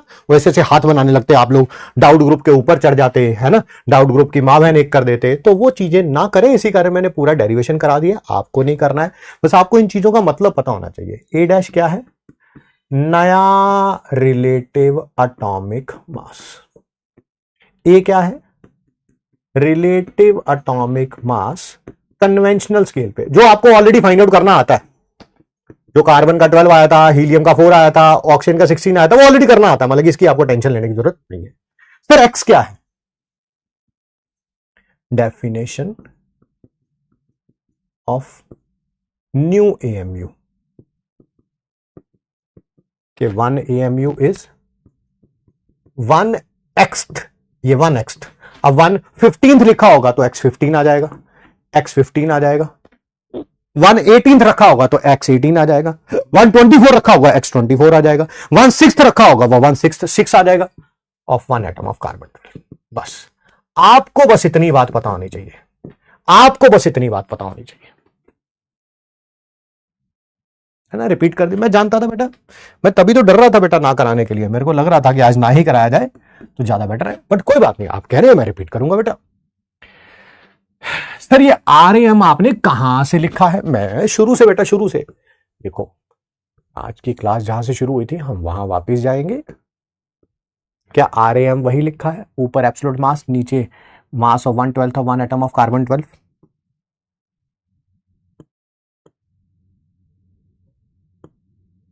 ये रहा 1 एटम ऑफ 1 एटम, पूरा पूरा 1/12 इंटू 12/Na, 1/12 इंटू 12/Na, यही है mass of 1/12 of 1 atom of carbon 12। वही लिखा है बेटा, कोई नई चीज तो नहीं लिख दी।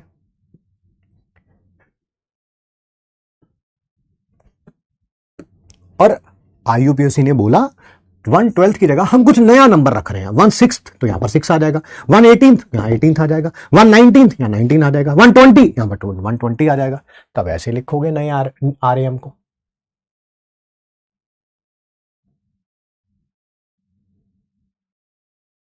मैंने दोनों को डिवाइड कर दिया, डिवाइड करना सबको आता है। ए को बी से और फिर सी डी से डिवाइड करेंगे तो ये डी सबसे ऊपर चला जाता है, सी यहां आ जाता है। मैंने वही किया, ये ए है, ये बी है, ये सी है, ये डी है, डी सबसे ऊपर चला जाता है और ये सी यहां आ जाता है, वही किया, कैंसल आउट कर दिया। डेरिवेशन आपको करना ही नहीं है। आपको हमेशा क्वेश्चन ये आएगा नया RAM किसके बराबर होगा? जितना पुराना RAM था, और जो डेफिनेशन है, डेफिनेशन में अगर 1/6 लिखा हुआ है तो यहां पर 6 लिख देना, 1/12 18 लिखा हुआ है 18 लिख देना, 1/24 लिखा हुआ है 24 लिख देना, ठीक है? क्वेश्चन आराम से सॉल्व है। सर इसके ऊपर क्वेश्चन कैसा आएगा? क्वेश्चन ऐसा आएगा, क्वेश्चन ऐसा आएगा, नया रिलेटिव एटॉमिक मास निकालिए, ए डैश निकालना है सोडियम के लिए, ठीक है? सोडियम में डेफिनेशन क्या कर दी है 1 AMU की? 1/48, 1x की जगह क्या दे रखा है? 1/48, तो क्या x 48 हो गया, ठीक है? 1/48 of 1 atom of carbon 12। Relative atomic mass conventional scale पे 23 है। अच्छा, ए जो है वो 23 दे रखा है।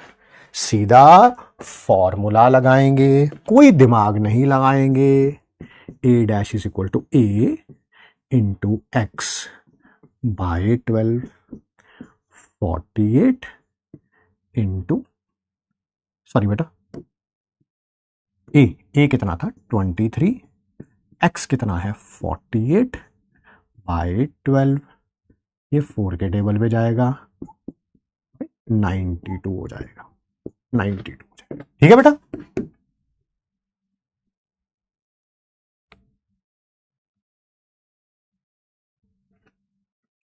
एक क्वेश्चन और करेंगे आप, एक क्वेश्चन और करेंगे आप। Find new RM of helium if 1 AMU है 1/24 of 1 atom of carbon 12। करिए।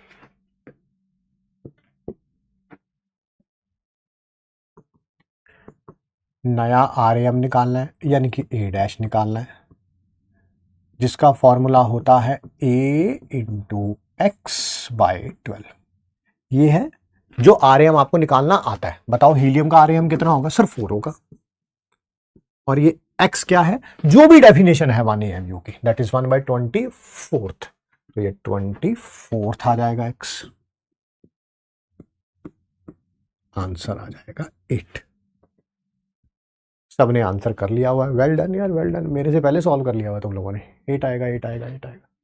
और करिए question, find new RM if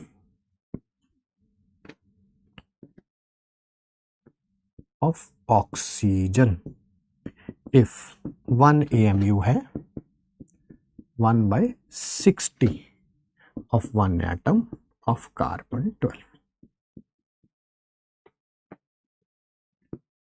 एक लाइन छोड़ के आंसर लिखिएगा, एक लाइन छोड़ के आंसर लिखिएगा, एक लाइन छोड़ के।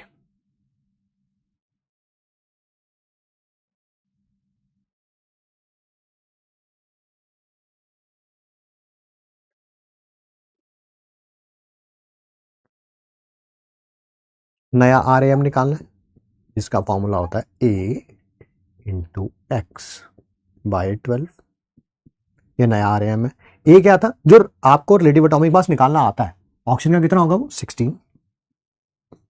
एक्स क्या है? जो डेफिनेशन है 1 AMU की, 1/60। अच्छा 60 आ जाएगा यहाँ पे। यहां पर अगर 48 दिया होता 48 लिख देता, 6 दिया होता 6 लिख देता, 9 दिया होता 9, वो जो भी दिया होगा।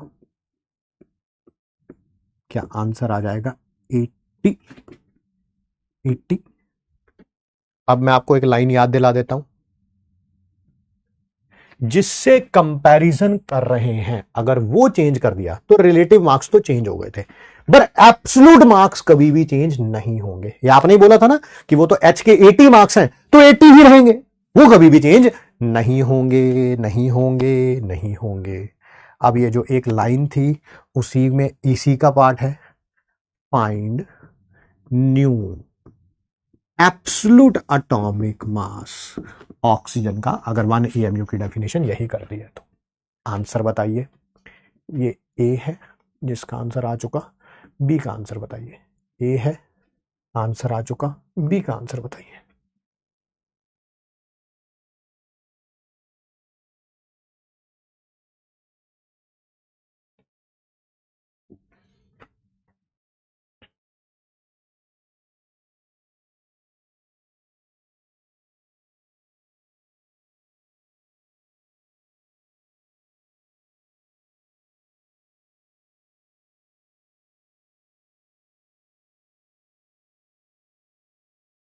आंसर क्या होगा? नया एब्सोल्यूट एटॉमिक मास और पुराना एब्सोल्यूट एटॉमिक मास बिल्कुल सेम होंगे, एब्सोल्यूट में कभी भी कोई चेंज नहीं आएगा। आंसर क्या आ जाएगा? 16U। पहले भी 16U था, अब भी 16U ही है। Well done, well done, well done. Question tough था बट आपने कर लिया, ये बहुत बड़ी बात है यार, बहुत बड़ी बात है ना।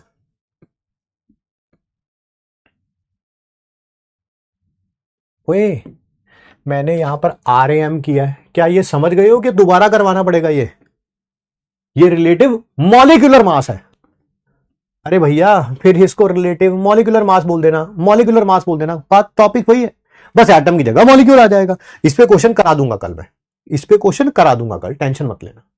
रिलेटिव फॉर्मूला मास, बस आयन होगा यहां पर, रिलेटिव फॉर्मूला मास आ जाएगा, रिलेटिव, बस वहां पर आयन की बात हो रही होगी, टॉपिक सेम रहेगा, क्वेश्चन सेम रहेगा। ठीक है, मैं करा भी दूंगा इस पे क्वेश्चन, अभी करा दू, अभी करा देता हूं, लो अभी करा देता हूं। Find new R M M of O2। अगर 1 AMU की डेफिनेशन ये है, 1 बाय कुछ भी कर देता हूं 36 of 1 atom of carbon. Oxygen का सिंबल आपको गिवन होगा, सिंबल की कभी भी टेंशन नहीं लेनी है। ये ए पार्ट है, बी पार्ट है, फाइंड न्यू लिखना था, न्यू AMMB ऑफ O2 अगर 1 AMU की डेफिनेशन है। पहले ए का आंसर निकालो, फिर बी का आंसर।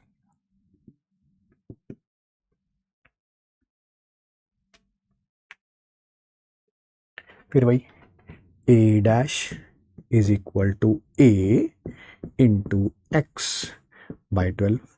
ये नया रिलेटिव मॉलिक्यूलर मास होगा। ये जो रिलेटिव मॉलिक्यूलर मास आपको निकालना आता है, बताओ कितना होगा O2 का? सर एक O का होता है 16, यहां पर 2 है, नंबर ऑफ एटम्स इनटू जो भी एटॉमिक मास था, सर 32 हो जाएगा। बहुत बढ़िया, या 32 आ गया। एक्स की जगह पर क्या आ जाना है? वो 36 आ जाना है, डिवाइडेड बाई 12, आंसर आ जाएगा 96। और ये बताओ मेरे को, फिर नया एब्सोल्यूट एटॉमिक मास और पुराना एब्सोल्यूट मॉलिक्यूलर मास, नया एब्सोल्यूट मॉलिक्यूलर मास, पुराना, दोनों सेम ही होंगे। वो कैसे निकालना था? O2 का कितना आएगा? 32U। हाँ 32U, 32U।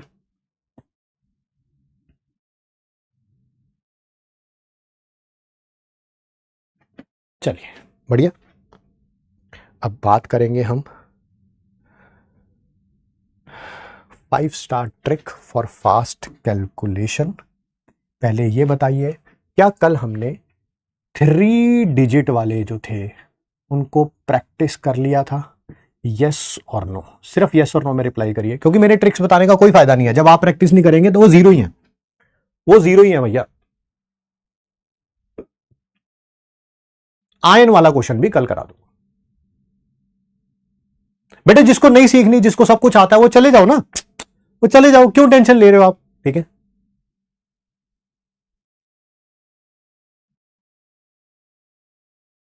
कर लिया, बहुत बढ़िया। तो आइए आज, अगर ये 4 डिजिट के होंगे, अगर ये 4 डिजिट के होंगे, तब हम लोग क्या कर सकते हैं? तब हम लोग क्या कर सकते हैं?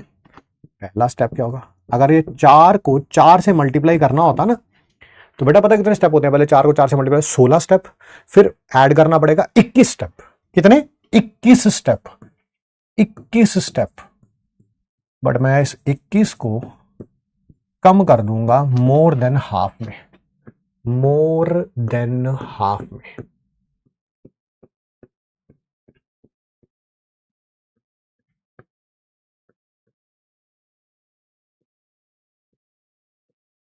देखो, पहला स्टेप, इन दोनों को मल्टीप्लाई करो, सर वो करना आता है। दूसरा स्टेप, फिर ये क्रॉस करके ऐड कर दो। तीसरा स्टेप, देखो पहले सिर्फ एक को इन्वॉल्व किया, फिर 2 को इन्वॉल्व किया, अब तीनों को इन्वॉल्व करूंगा। जब भी ऑड होंगे ना, जैसे 3 ऑड है, तो ये क्रॉस करना है, क्रॉस। ठीक है, इसको इसके साथ मल्टीप्लाई, इसको इसके साथ, इसको इसके साथ, जो भी मल्टीप्लाई करके आएगा उसको ऐड कर दो। फिर चौथा स्टेप, आपकी बार इवन है, 1 2 3 4। सर ये चारों के चारों इन्वॉल्व होंगे। देखो पहले 1 को इन्वॉल्व किया, फिर 2 को, फिर 3 को, फिर 4 को। बढ़ रहा है ना, पहले 1 को इन्वॉल्व किया, 2 को, 3 को, 4 को। अब कम करना शुरू कर देंगे। पहले 4 तक क्या कर रहे थे? देखो 1 2 3 4, अब कम कर, 4 की जगह 3 को इन्वॉल्व करना है, 4 की जगह 3 को इन्वॉल्व करना है। फिर कौन से 3 को? ये पहले 2 को छोड़ दो, पहले 2 को छोड़ दो, यानी कि ये इससे, ये इससे और ये इससे। ठीक है, 1 2 3 4, फिर 3 आ गया, फिर 3 से 2 की तरफ जाएंगे। सर 2 को छोड़ना है, किसको? ये पहले 2 को छोड़ दो, और फिर 7वें स्टेप में ये 3 इन्वॉल्व किया, 2 इन्वॉल्व किया, 1 को इन्वॉल्व करूंगा सिर्फ, 1 मतलब इससे। लो भाई आंसर आ गया, आंसर आ गया। सर करके दिखाओ, बिल्कुल करके दिखाएंगे। आइए आप करिए मेरे साथ। 2 3 4 1 मल्टीप्लाइड बाय 1 4 2 3। पहला स्टेप बताओ जल्दी जल्दी। सर पहला स्टेप था इन दोनों को मल्टीप्लाई करना इन दोनों को मल्टीप्लाई, सर 3 आ गया। दूसरा स्टेप क्या था? इसको इसके साथ, इसको इसके साथ, 4 3 12, 12 और 2 14, 1 कैरी फॉरवर्ड कर लिया। उसके बाद 3 है, इन 3 को 9 और 4 13 और 8 21 और 1 22, 2 कैरी फॉरवर्ड हो गया। फिर 2 3 6 और 1 7 और 6 13, 13 और 16 19, 19 और 2 31, 3 कैरी फॉरवर्ड हो गया। फिर 2 2 4 और 4 8 और 12 20 और 3 23, 2 कैरी फॉरवर्ड हो गया। फिर 2 4 8 और 3 8 और 3 11 और 2 13, 3 लिखा, 1 कैरी फॉरवर्ड हो गया। 2 1 2 और 1 3, लो 3 3 3 1 2 4 3। हाँ ये ज्यादा टाइम लग रहा है ना, मत यूज करो इसे। किसी को लग रहा है कि मैं 2 3 4 1 जो भी था उसको 1 4 2 3 से अपने पुराने मेथड से, पहले 3 को सबसे मल्टीप्लाई करना, फिर 2 को सबसे मल्टीप्लाई करना, फिर 4 को सबसे मल्टीप्लाई करना, फिर 1 को सबसे मल्टीप्लाई करना, फिर ऐड करना, ठीक है, वो ज्यादा आसान है। तो मत करो इसे भाई, जबरदस्ती थोड़ा है। ऐसे करोगे तो नंबर मिलेंगे, ऐसे करोगे तो नंबर नहीं मिलेंगे, ऐसा नहीं है ना। जिनको लगता है कि सिर्फ 7 स्टेप में काम हो सकता है और वो ज्यादा टाइम कंज्यूमिंग है, और जिनको लगता है 16 और फिर बाद में ऐड करना 5, 21 स्टेप में काम हो सकता है। 21 स्टेप ज्यादा आसान है, 7 स्टेप ज्यादा मुश्किल है। तो मत करो, बिल्कुल मत करो। क्लास खत्म हो चुकी है, आप जा सकते हैं। आप पता ही नहीं क्यों टाइम वेस्ट कर रहे हैं। बेटा लंच करो आराम से, ऑलरेडी रैंक तुम्हारा हो गया है जब सॉर्टेड 26 के लिए। तो फिर जिन जिनको लगे ना कि 5 स्टार ट्रिक उनके काम की नहीं है, बिल्कुल अटेंड मत किया करो। क्लास खत्म होते ही भाग जाओ उसी टाइम, उसी टाइम, टेंशन नहीं लेनी, कोई भी घबराना ही नहीं, ठीक है। बहुत सारे बच्चे कह रहे हैं सर नाइस ट्रिक सर, मैं ठीक कर दूंगा बेटा AFM वाली स्टिक को। Okay okay okay okay okay, बहुत बढ़िया। आज भी बेटा MPQ के कुछ क्वेश्चंस हैं, इनको हम ट्राई करेंगे,